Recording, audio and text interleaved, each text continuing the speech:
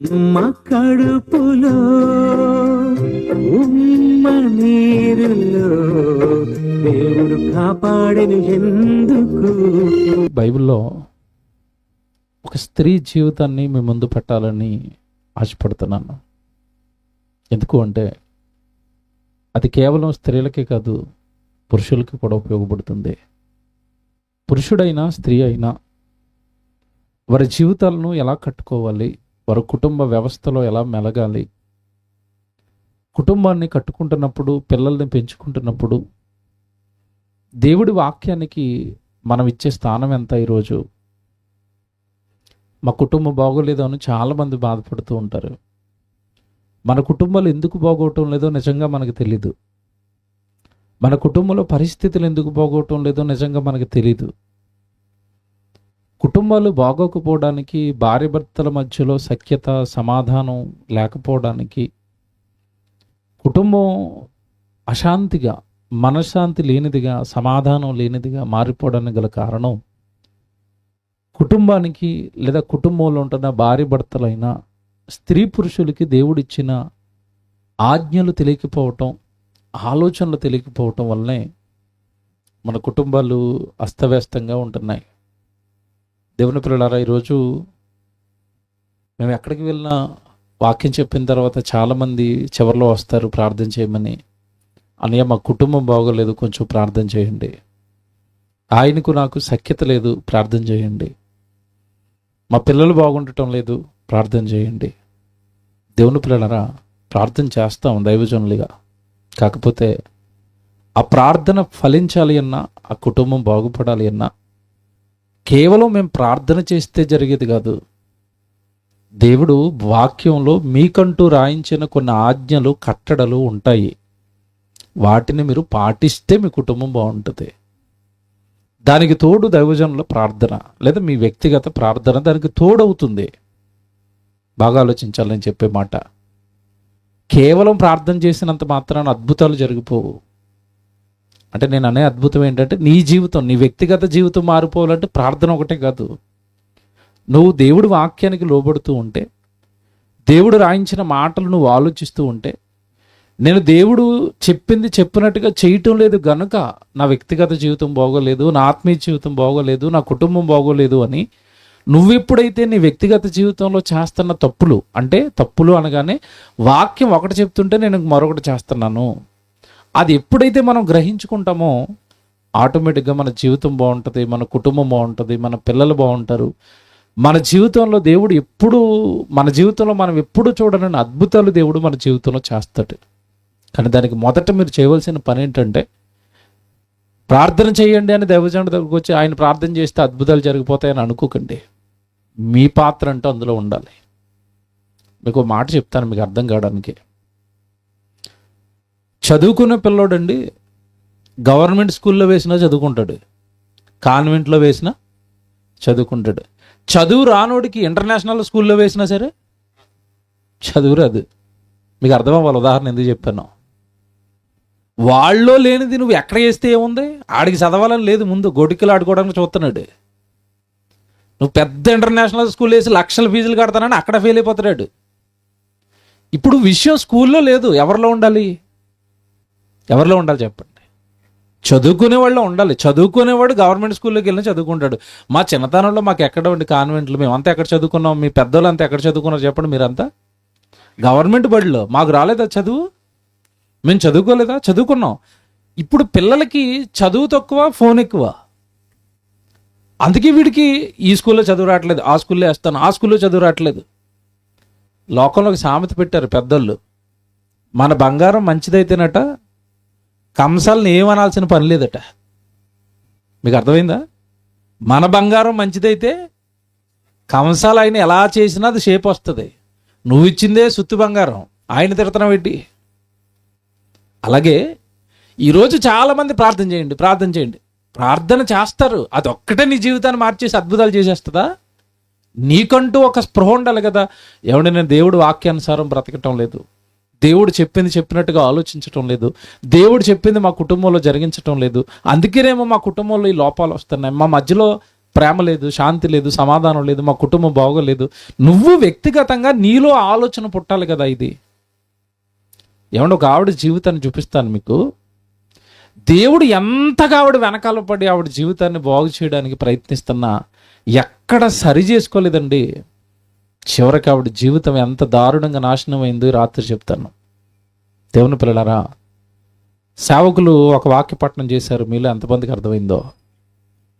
వాక్యం వింటున్నామట, వాక్యం వింటున్నాం, ఆరాధనలో వింటున్నాం, ప్రార్థన కూడికలకు వెళ్ళి వింటున్నాం, ఉపవాస ప్రార్థనలో వింటారు, ప్రత్యేకంగా గృహ కూడికలు పెట్టుకుని వాక్యం వింటున్నారు, కొంతమంది ప్రత్యేకంగా బైబిల్ చదువుకుని వాక్యం వింటున్నారు. వాక్యం వింటున్నాం, వాక్యం చదువుతున్నాం. చదువుతున్న వాక్యాన్ని విశ్వసించి ఎంతమంది బ్రతుకుతున్నాం? ఇది అసలు విషయం. హెబ్రీయులకు రాసిన పత్రిక 4వ అధ్యాయం మొదటి 2 వచనాలు మళ్ళీ చదువుదాం. అయ్యగారు చదివిన వచనం మళ్ళీ చదివిస్తున్నాను. హెబ్రీయులకు రాసిన పత్రిక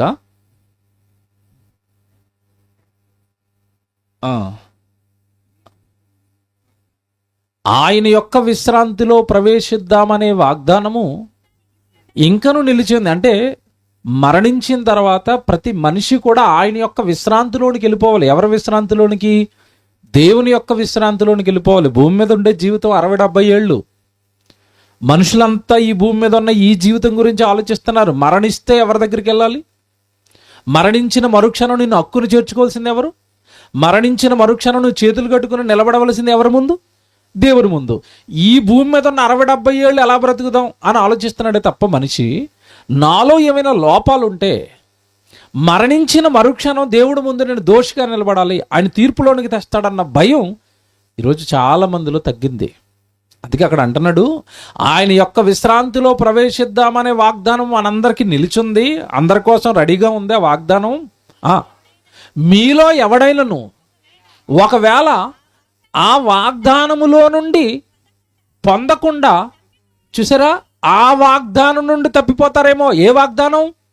మరణించిన తర్వాత నీ ఆత్మను నా దగ్గరికి చేర్చుకుంటాను, పరలోకానికి చేర్చుకుంటాను అనే వాగ్దానం నుండి మీలో ఎవరైనా తప్పిపోతారేమో అని భయము కలిగి అంటే ఇప్పుడు క్రైస్తవుడు దేనికి భయపడాలి చెప్పాలి నాకు? దేనికి భయపడాలి? నన్ను చచ్చిపోతే దేవుడు చేర్చుకుంటాడా లేదా? దేవుడు చేర్చుకునేంత భక్తి నాలో ఉందా లేదా? దేవుడు చేర్చుకున్నట్టుగా నా బ్రతుకును మార్చుకున్నానా లేదా?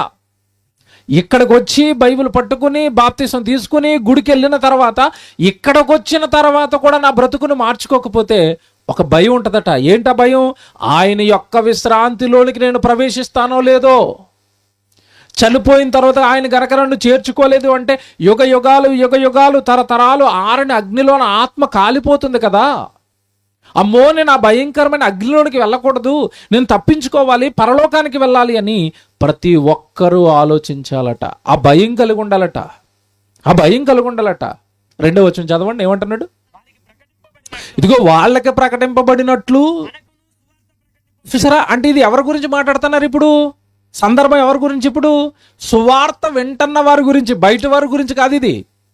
వారికి ప్రకటింపబడినట్లు మనకును సువార్త ప్రకటింపబడిను. అంటే ఈ సందర్భం ఎవరి గురించి అంటే బాప్తిస్మము తీసుకుని సంఘానికి వచ్చి వాక్యం వింటున్న వారి గురించి మాట్లాడుతున్నాడు. ఎవడో మాట్లాడుతాను ఇక్కడ, వాక్యం వింటున్న వారు తప్పిపోతారేమో జాగ్రత్త, వాక్యం వింటున్న వారు తప్పిపోతారేమో జాగ్రత్త అంటే సంఘములోనికి వచ్చి వాక్యం విన్న వాళ్ళు కూడా తప్పిపోయే ప్రమాదం ఉందా? ఉంది. స్కూల్కి వెళ్ళిన వాళ్ళు అందరూ కలెక్టర్లు అయిపోతారా? అవ్వరు. సంఘానికి వెళ్ళిన వాళ్ళు అందరూ పరలోకానికి వెళ్ళిపోతారా? వెళ్ళరు. ఎందుకు వెళ్ళరంటే వచ్చిన తర్వాత దేవుడు చెప్పిన వాక్యానికి లోబడరు. అందరు లోబడిపోతారండి. అమ్మో, దేవుడు వాక్యం అంటే నాకు చాలా భయం అండి, ఆయన ఏది చెప్తే అదే చేస్తానండి అంటారమ్మా. అందరూ అంటారమ్మా. సంఘంలో సేవకుడు ప్రతి వారం అంటాడు, మీ శత్రువులను ప్రేమించండి. మనం క్రైస్తవులమే, ఎవరిని కూడా ప్రేమించాలి? శత్రువులను కూడా ప్రేమించండి. సంఘంలో కూర్చొని శత్రువులను ప్రేమించాలట. బయటికి వెళ్ళిన తర్వాత ఇరుగు పొరుగుల మీద గొడవ, కేకలు, నువ్వు రాయిడు జరిపో, నిన్ను చంపేస్తాను, బైబిల్ పట్టుకున్నా కాబట్టి బతికిపోయి అది నరికేసేవాడిని. ఇది క్రైస్తవ్యమా? ఏమన్నా మాట్లాడుతాను. సంఘంలో ఉన్నప్పుడు వింటున్నావు కదా, శత్రువుని సైతం నువ్వేం చేయాలని విన్నావు? ప్రేమించాలి. కుడి చెంప మీద కొడితే ఎడమ చెంప చూపించండి. కొట్టేవారు ఊరుకుంటావా? ఆడు మాట అంటుంటే నాన్న చంపేస్తున్నావు 10 మాటలతో. నీలో క్రైస్తవ్య ప్రేమేది, క్రీస్తు ప్రేమేది? అమ్మో నేను క్రైస్తవునండి, నేను ఒదుగుండాలండి, నా జీవితాన్ని బట్టి నా జీవితమే ఒక సువార్త అండి, నన్ను అందరూ చూస్తున్నారండి, నేను గుడికి వెళ్ళి వస్తున్నాను కదా, నా మాట గమనిస్తారండి, నా ప్రవర్తన గమనిస్తారండి, నా జీవితం బాగోకపోతే నన్ను బట్టి ఎవరైనా దేవుడికి దూరం అయిపోతారండి, ఆ లెక్క కూడా దేవుడు నన్నే అడుగుతాడండి. అమ్మో నేను క్రైస్తవునండి, జాగ్రత్తగా ఉండాలండి. ఎంతమంది భయపడుతున్నారు చెప్పండి? ఎంతమంది భయపడతారు? సంఘంలో ఉన్నప్పుడు, వాక్యం వింటున్నప్పుడు భయస్థులుగా, భయం కలిగిన వారిగా, ఏమంటే సంఘంలో ఉన్నప్పుడు, సన్నిధిలో ఉన్నప్పుడు ఉండటం, బయటికి వెళ్ళిన తర్వాత ఇష్టానుసారంగా ప్రవర్తించటం. ఒక ఆయన అంటున్నాడు, ఒరి ఇవాళ ఆదివారం కనుక బతికిపోయేవారు అంటున్నాడు. అంటే సోమవారం అయితే చంపేస్తాడు. అలాంటి మహాభక్తులు అందరూ ఎక్కడున్నారు? ఇప్పుడు సంఘంలో ఉన్నారు. ఇప్పుడు వాళ్ళ గురించి మాట్లాడుతున్నాడు అక్కడ 2వ వచనంలో. ఇదిగో వారికి ప్రకటింపబడినట్లు మీకును ఏం ప్రకటింపబడింది? సువార్త, వాక్యం అందింది, మీ దగ్గరకు వచ్చింది. జాగ్రత్తగా వినండి. తెలిసి తప్పులు చేసిన వాడికి ఎక్కువ దెబ్బలు, తెలియక తప్పులు చేసిన వాడికి కొద్ది దెబ్బలు. ఇప్పుడు దెబ్బలు ఎక్కువ ఎవరికి పడతాయి చెప్పాలి నాకు. అంటే దెబ్బలు మనకే ఎక్కువ. వీపు వాచిపోద్ది దేవుడి దగ్గర. ఎందుకు? నువ్వు విన్నా సరే పట్టించుకోవట్లేదు దేవుడి మాట, మారటం లేదు. విన్నంటున్నావు, లోబడని అంటున్నావు, దేవుడు అలాగే చెప్తాడు, ఆయనకి ఏం తెలుసు నేను ఎలాగ బతుకుతున్నా అంటున్నావు. ఇండైరెక్ట్గా దేవుడిని వ్యతిరేకిస్తున్నావు. 2వ వచనం మళ్ళా చదువుతాను. వారికి ప్రకటింపబడినట్లుగా మనకును సువార్త ప్రకటింపబడిను, కానీ వారు వినిన వారితో విశ్వాసము గలవారై. అండర్లైన్ చేసుకోండి. ఏముండాలట? విన్న వాక్యం పైన మనకి ఏముండాలట? విశ్వాసం, నమ్మకం. అది నా తండ్రి మాట, నా కొరకు దేవుడు రాయించిన మాట. ఈ రాత్రి ప్రసంగం వింటున్నారా? దేవుడు నా కోసం ఏర్పాటు చేసిన మాటలు ఇవి. దేవుడు నన్ను, నా కుటుంబాన్ని బాగు చేయడానికి అనేక మంది నా సహోదరులను ప్రేరేపించి వేల రూపాయలు ఖర్చు పెట్టి, ఇదిగో దేవుడు నాతో మాట్లాడుతున్నాడు, నా కోసం సభ పెట్టాడు, నా కుటుంబాన్ని బాగు చేస్తున్నాడు, నాకో చెప్తున్నాడు దేవుడు వాక్యం అని. విన్న వాక్యాన్ని విశ్వసించే వాళ్ళు ఎంతమంది ఉంటారు? వారికి ప్రకటింపబడినట్లు వీరికి ప్రకటింపబడింది, కానీ వారు విన్న వారితో ఏమి లేరట? విశ్వాసము గలవారై కలిసి ఉండలేదు. వాక్యం వింటున్న వాడితో కలిసి ఉండటం లేదు. వాక్యం వింటున్న వాళ్ళిద్దరూ విశ్వసించి దేవుని కొరకు బ్రతకటం లేదు. వాక్యం వినటం అంటే ఆచారం అయిపోయింది. ఆదివారం కనుక వాక్యం వినాలి, సభలు పెట్టారు కనుక వాక్యం వినాలి. ఏమంటే వింటే భక్తులం అయిపోతామా? మాట్లాడుతున్నాను మిమ్మల్ని. వింటే దేవుడు ఆశీర్వాదాలు మనకు వచ్చేస్తాయా? బైబిల్ ప్రకారం అడుగుతున్నాను మిమ్మల్ని. బైబిల్లో దేవుడు ఏం చెప్పాడు తెలుసా? ధర్మశాస్త్రము వినువారు దేవుని దృష్టికి నీతిమంతులు కారు అన్నాడు తెలుసా? ధర్మశాస్త్రము వినువారు దేవుని దృష్టికి నీతిమంతులు కారు, కానీ దాని చొప్పున చేయువారే దేవుని దృష్టికి నీతిమంతులు. చూస్తారా? ఏమండి రోమపత్రిక 10వ అధ్యాయం బైబిల్ చూడండి. మీరు ఎంత బాగా చెప్పాడు దేవుడు. చూడండి రోమపత్రిక తీయండి అందరూ. రోమిలికి రాసిన పత్రిక వింటున్నాం మనం అందరం. మంచిది వాక్యం వింటాం, కానీ విన్న వాక్యాన్ని మనం ఏం చేస్తున్నాం? 10వ అధ్యాయము 2వ వచనం చదువుదామా? 2వ వచనం. వారు దేవుని యందు ఆసక్తి గలవారని వారిని గూర్చి సాక్ష్యమిచ్చుచున్నాను, అయినను వారి ఆసక్తి, చూసారండి మన గురించి చెప్తున్నాడు. వారు దేవుని యందు ఆసక్తి కలిగిన వారే, దేవుడు అంటే ఇష్టపడేవారే, కానీ వారి ఆసక్తి కానీ, వారి భక్తి కానీ, వారి చేష్టలు కానీ జ్ఞానానుసారమైనవి, వాక్యానుసారమైనవి కావు. భక్తి ఉంటే సరిపోదట. ఆ భక్తికి తోడుగా మన జీవితంలో ఏముండాలట? భయం, జ్ఞానం, దేవుని వాక్యం. వారు దేవుని యందు ఆసక్తి గలవారని వారిని గురించి సాక్ష్యం ఇస్తున్నాను, అయినను వారి ఆసక్తి జ్ఞానానుసారమైన ఆసక్తేనా? నువ్వు చేస్తున్నది దేవుని భక్తి జ్ఞానానుసారం, వాక్యానుసారమైన భక్తేనా? నీ భక్తిలో వాక్యం ఉందా? నీ ప్రవర్తనలో వాక్యం ఉందా? నీ మాటల్లో వాక్యం ఉంటుందా? నీ చేష్టలు ఏవైతే ఉన్నాయి, నీ చేష్టల్లో వాక్యం ఉందా? ఏమన్నా ఈరోజు క్రైస్తవుడి చేష్టల్లో వాక్యం కనబడుతుందా? కనబడాలి. అది నీ జీవితంలో ఎలాంటి పరిస్థితి అయినా వాక్యం కనబడాలి. ఏమండి తెలుగు 2 రాష్ట్రాలు 2-3 రోజుల నుంచి చాలా అల్లాడిపోతున్నాయి. ఒక సేవకుడిని చంపేశారని కొంతమంది అంటున్నారు, యాక్సిడెంట్ అని కొంతమంది అంటున్నారు. ఏం జరిగిందో దేవుడికి తెలియాలి. మొత్తం మీద ఆయన అయితే అక్కడ చనిపోయాడు. చనిపోయిన తర్వాత అండి బలంగా క్రైస్తవ్యంలో ఎక్కువ మంది నమ్ముతున్నది ఏంటంటే యాక్సిడెంట్ అని చెప్తున్నారు, కానీ దానికి సరిపడా ఆధారాలు లేవు, ఖచ్చితంగా ఎవరో ఆయన్ని చంపేశారు. నిజంగా ఒక కుటుంబంలో ఒక యజమానుడు పోగొట్టుకున్నది, ఒక భర్తను పోగొట్టుకుంది మహాతల్లి ఏమండి ఆ ప్రవీణ్ పగడాల గారి భార్య మాట్లాడింది. మీరు ఎంతమంది విన్నారో? ఆవిడ మీడియా ముందుకు వచ్చి అంటుంది, మనం క్రైస్తవులం, నా భర్తను చంపిన, ఒకవేళ నా భర్తది చావే అయితే, చంపేస్తే, మర్డర్ అయితే కనుక వాళ్ళని మనం ఏం చేయొద్దు, వాళ్ళని మనం క్షమిద్దాం. మనం క్రైస్తవులం, ప్రతీకారం చేయకూడదు, కక్షలు పెంచుకోకూడదు, పగలు పెంచుకోకూడదు, నా భర్తను చంపిన వాళ్ళని నేను క్షమిస్తున్నాను అన్నది. ఆవిడ క్రైస్తవురాలు కనుక అంది. అదే స్థానంలో మరొక స్త్రీ ఉంటే, నా భర్తను చంపిన వాళ్ళని రోడ్డుకి ఈడ్చుకొని రావాలా, ఆయన రోడ్డు మీద కాల్ చేయాలా, రోడ్డు మీద ఉరేసేయాలా అంటుంది ఆవిడ? అనదు. ఎందుకు అనదు? ఆవిడ భక్తి వాక్యానుసారమైన భక్తి. స్టెఫన్ను చంపేస్తుంటే స్టెఫన్ ఏమన్నాడు? ప్రభువా, వీరేం చేయుచున్నారు, వీరు ఎరగరు, వీరిని క్షమించు, నా ఆత్మనైతే నీ దగ్గరకు చేర్చుకో. యేసు ప్రభుని సిలువలో చంపేస్తున్నారు, అప్పుడేమన్నాడు ప్రభు? తండ్రి, వీరేం చేయుచున్నారు, వీరు ఎరగరు, వీరిని ఏం చేయాలి అంటే చంపే వాళ్ళని కూడా క్షమిస్తాడా క్రైస్తవుడు? అది జ్ఞానానుసారమైన భక్తి. మీకు అర్థమైందా? భక్తి అంటే మాటలతో కాదు, వాక్యంలో దేవుడు ఏదైతే చెప్పాడో అది నీ జీవితంలోకి రావటమే భక్తి. 2వ అధ్యాయానికి రండి. రోమపత్రిక 2వ అధ్యాయం 13వ వచనం చూడండి. ఇప్పుడు బైబిల్లో రోమపత్రిక 2వ అధ్యాయం 13వ వచనం, రోమీలకు రాసిన పత్రిక 2వ అధ్యాయం 13వ వచనం, ధర్మశాస్త్రము వినువారు దేవుని దృష్టికి నీతిమంతులు కారు. సభకొచ్చి వాక్యం వింటున్న వాళ్ళు, ఆరాధనకు వచ్చి వాక్యం వింటున్న వాళ్ళు అందరూ నీతిమంతులేనా? వినేసే వాళ్ళు అందరూ నీతిమంతులేనా? వింటారు.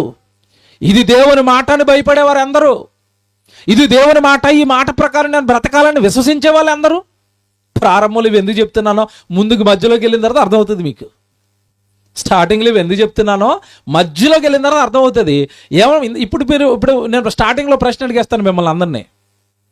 దేవుడు వాక్యం ఏది చెప్తే దానికి మేము తలొగ్గుతామని చేయొద్దండి. ఇప్పుడు ఆడపిల్లలు ఎత్తండి ఒకసారి చెయ్యి. దేవుడు వాక్యం ఏది చెప్తే అది మేము చేస్తాం. పురుషులు కూడా ఎత్తండి. దేవుడు వాక్యం ఏది చెప్తే అది మేము చేస్తాం. చెయ్యి ఎత్తడానికి భయపడుతున్నారండి. అంత భయం చూడండి లోపల మీకు. మేము వింటాం కానండి, చేసే ఆచరించే టైప్ మాత్రమేమో కాదు. ఈ చెవితో వింటాం, ఈ చెవితో వదిలేస్తాం. అందుకే మనలాంటి వాళ్ళు ఉంటామని అక్కడ ఏమని రాస్తున్నాడు? ధర్మశాస్త్రము వినువాడు దేవుని దృష్టికి నీతిమంతుడు కాడు. మరి ఎవరట? ధర్మశాస్త్రమును అనుసరించి ప్రవర్తించాలి. బాగా వినాలి. ధర్మశాస్త్రమును అనుసరించి ప్రవర్తిస్తారా? మీలో ధర్మశాస్త్రాన్ని అనుసరించి ప్రవర్తిస్తారా? వాక్యంలో దేవుడు చెప్పాడండి, ఇదే నేను చేస్తాను అంటారా? అనగలరా ఎవరైనా?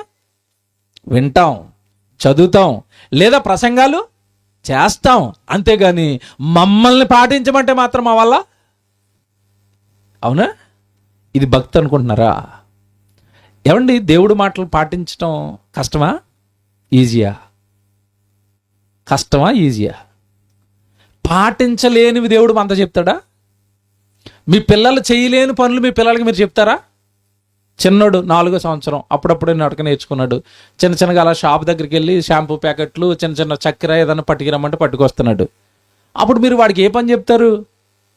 నాన్న చిన్న సబ్బు ప్యాకెట్ తేరా, నాన్న షాంపూ ప్యాకెట్ తేరా అంటారు. వాడికి ఒరే ఇంట్లో బియ్యం అయిపోయిన 5 కేజీలు బస్తాతే అంటారా? ఎందుకనరు చెప్పండి. వాడు చేత కాదు, వాడు మొయ్యలేడు. మొయ్యలేని పని నీ బిడ్డకు నువ్వు చెప్తావా? చెప్పవు. మరి దేవుడు చెప్పింది నువ్వు చేయలేవా? చేస్తావా? నువ్వు చెయ్యగలవు గనుకే ఆ పనులు నీకు చెప్పాడు. ఇప్పుడు పిల్లల్లో దొంగలు ఉంటారు. అని షాంపూ ప్యాకెడతారు. మమ్మీ నేను వెళ్ళలేను మమ్మీ, కాళ్ళు లాగేస్తున్నాయి మమ్మీ అంటే ఇడు దొంగ. ఇడు షాంపూ ప్యాకెట్ తేనాడు బత్త తెస్తాడా? పెద్దోడు అయిన తర్వాత తేడు. అంటే చిన్నవి చెప్పినా చేయలేరు. ఇప్పుడు అలాగే మనం పాటించలేని భారమైనవి దేవుడు మన మీద ఏం పెట్టాడండి. నువ్వు చేయగలిగినవే దేవుడు నీకు చెబుతాడు. వాటినైనా అనుసరిస్తున్నాము మనం? బాగా ఆలోచించండి. ధర్మశాస్త్రమును అనుసరించి ప్రవర్తించాలి అన్నాడు. ప్రవర్తించడం అంటే ఎలా ఉంటుందో చెప్తాను. నా వైపు చూడండి, అందరు నా వైపు చూడండి. యేసుక్రీస్తుల వారు ముల్లోకాలను కలిగించిన వాడు, మహాశక్తిమంతుడు, అవునా? కలిగి ఉన్నది ఏదో ఆయన లేకుండా కలగలేదు. సృష్టిని కలిగించింది ఆయనే, సృష్టిలో బంగారం పెట్టింది ఆయనే, సూర్యుని చేసింది ఆయనే, చంద్రుని చేసింది ఆయనే, సకల జీవరాశులను చేసింది ఆయనే. సర్వం ఆయన మూలంగానే కలిగాయి. ఆయన చేసిన ఆయన సృష్టిలో ఉన్న మానవుల్ని పాపాలు తీసేయాలి అని మానవుడు ఏ రూపంతో అయితే ఉన్నాడో, నరరూపం, ఆ దేవుడు ఆ నరరూపాన్ని ఎత్తి భూమి మీదకి మనుషుల మధ్యలోనికి వచ్చాడు. వచ్చిన తర్వాత ఏమంటే భూమి మీద మనుషులను రక్షించాలని వచ్చాడు, వాళ్ళని కాపాడాలని వచ్చాడు. దేవుడు సర్వశక్తిమంతుడు మనుషుల కోసం శరీరంలో ఒదుగున్నాడు, మానవాళి పాప ప్రక్షాళన కోసం. అలా ఒదుగున్న యేసుక్రీస్తుల వారిని మానవ జాతి, ఆ రోజున్న మానవ జాతి ఎలా హింసించిందో, ఎలా అవమానించిందో మీకు తెలియదు కాదు. ఎలా అవమానించారు ఆయన్ని? పిడిగుద్దులు గుద్దారు. గుద్దారు. ముళ్ళ కిరీటం పెట్టారు తల మీద. పెట్టారు. మొహం మీద ఉమ్ములు ఊశారు. ఆయన బట్టలు చింపేసి పంచుకున్నారు, హేళన చేశారు, గేలు చేశారు. ఆయన చెయ్యని అవమానం అంటూ లేదు. నేను మాట చెప్తానండి, ప్రపంచంలో ఆయనకు జరిగినంత అవమానం భూమి మీద ఉన్న ఏ నరుడికి జరగలేదు. అవునా కదా? మీరు చెప్పండి. ఆయన్ని అవమానించినంతగా, ఆయన్ని హింసించినంతగా ప్రపంచంలో ఏ మానవుడికి అంత చీత్కారం కానీ అవమానం కానీ ఎదురవ్వలేదండి. మహానుభావుడు అంతటి అవమానాన్ని కూడా భరించలేదా? భరించాడు. మొహం మీద ఉమ్మేస్తే ఏం చేశాడు? తుడుచుకున్నాడు, పోలే అనుకున్నాడు. ఇప్పుడు క్రైస్తవులకి ఏం చెప్పాడు?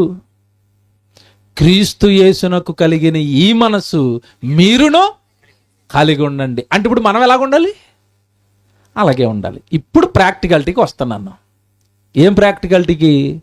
క్రీస్తు యేసు అలా బ్రతికాడు, క్రీస్తు యేసులా మీరు బ్రతకండి అన్నాడు కదా. ఇప్పుడు ప్రాక్టికల్గా ఆలోచిద్దాం, మనలో ఎంతమంది ప్రవర్తిస్తాం? ఎలాగా? ఇప్పుడు యేసుప్రభు మీద మూసారు, యేసుప్రభు ఏం చేశాడు? తుడుచుకున్నాడు. ఇప్పుడు ప్రాక్టికల్గా మిమ్మల్ని అడుగుతున్నాను, మీరు ఇంటి ముందు గేటు ముందు ఇలా నిలబడి ఉన్నారు. ఇలా నిలబడుతున్నప్పుడు రోడ్డు మీద ఎవడో అలా నడుచుకుని వెళ్తా మిమ్మల్ని చూసి రోడ్డు మీద ఉమ్మేశాడు. ఏమంటారు మీరు? చెప్పాలి. నేను ఏమన్నా వాళ్ళు చేయొద్దండి, ఒక్క చేయలేకదో. ఇప్పుడు మీ మొహం మీద చూసాడా, రోడ్డు మీద చూసాడా? మొహం మీద ఉయ్యకుండా రోడ్డు మీద చూస్తేనే అంత నీకు కోపం వస్తే, సీరియస్ అయిపోతే, డైరెక్ట్గా వచ్చి గేటు మీద ఉన్న నీ మొహం మీద చూసి వెళ్ళిపోతే చెప్పాలి. నేను క్రైస్తవునండి, పోలేమ్మా వెళ్ళిపోమ్మా అంటారండి?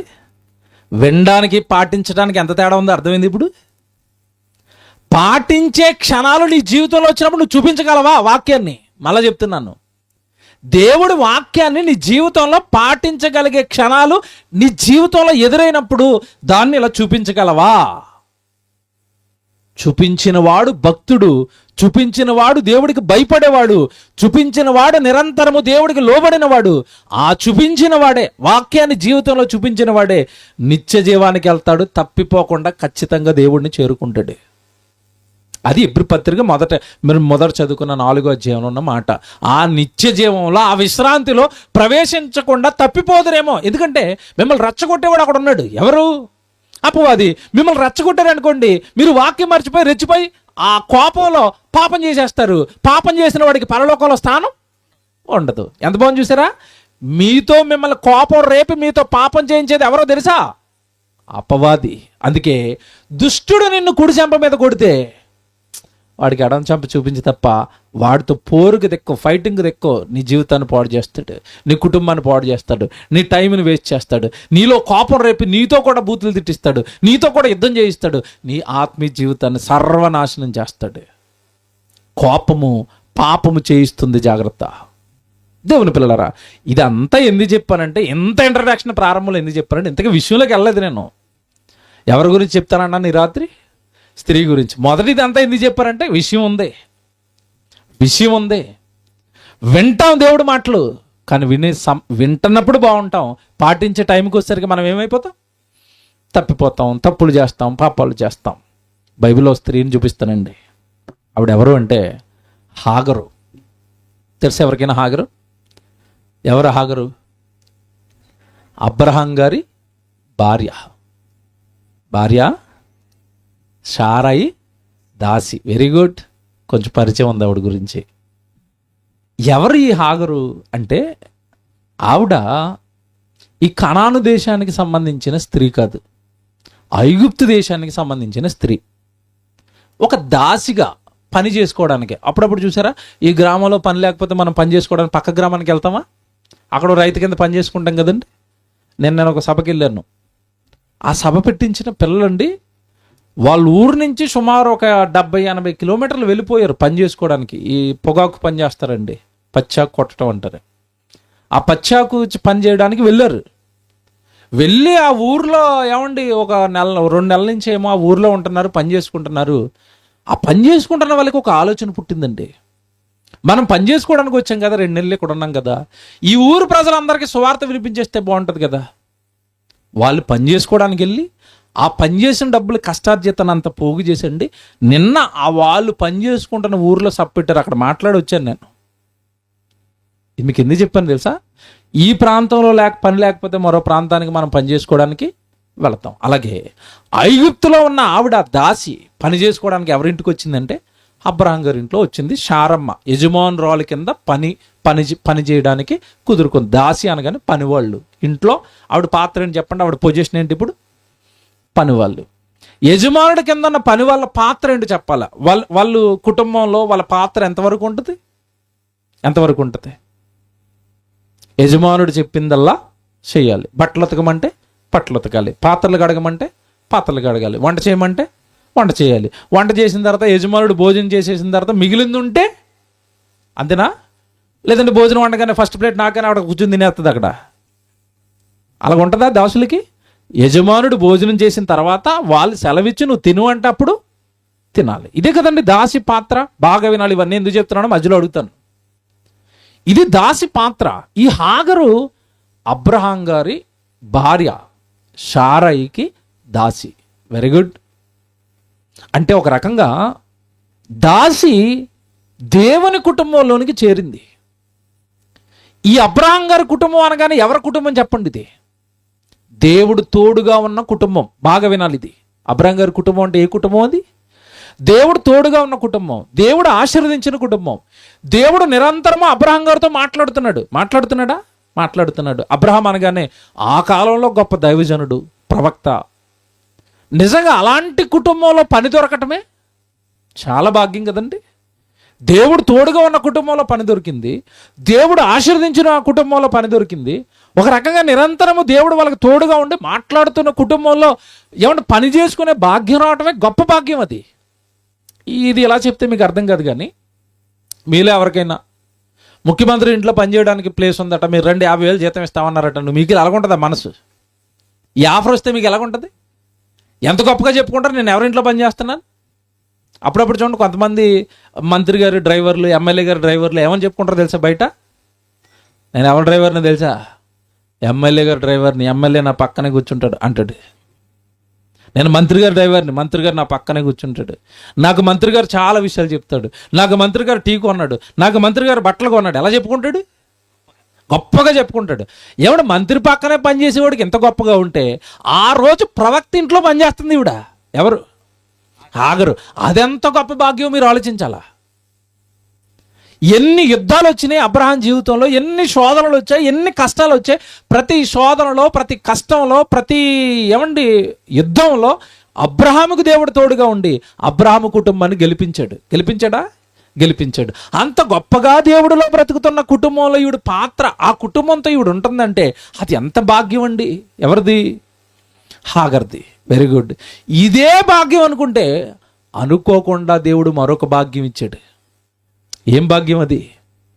శారమ్మ దగ్గర కొంచెం నమ్మకంగా ఉండటం వల్ల, చెప్పిన పనల్లా చేయటం వలన ఈ దాసి ఏదో బాగుంది కదా అని, వాళ్ళకి పిల్లలు పుట్టడం లేదని ఈ దాసిని అబ్రహాం గారికి ఇచ్చి వివాహం చేసింది.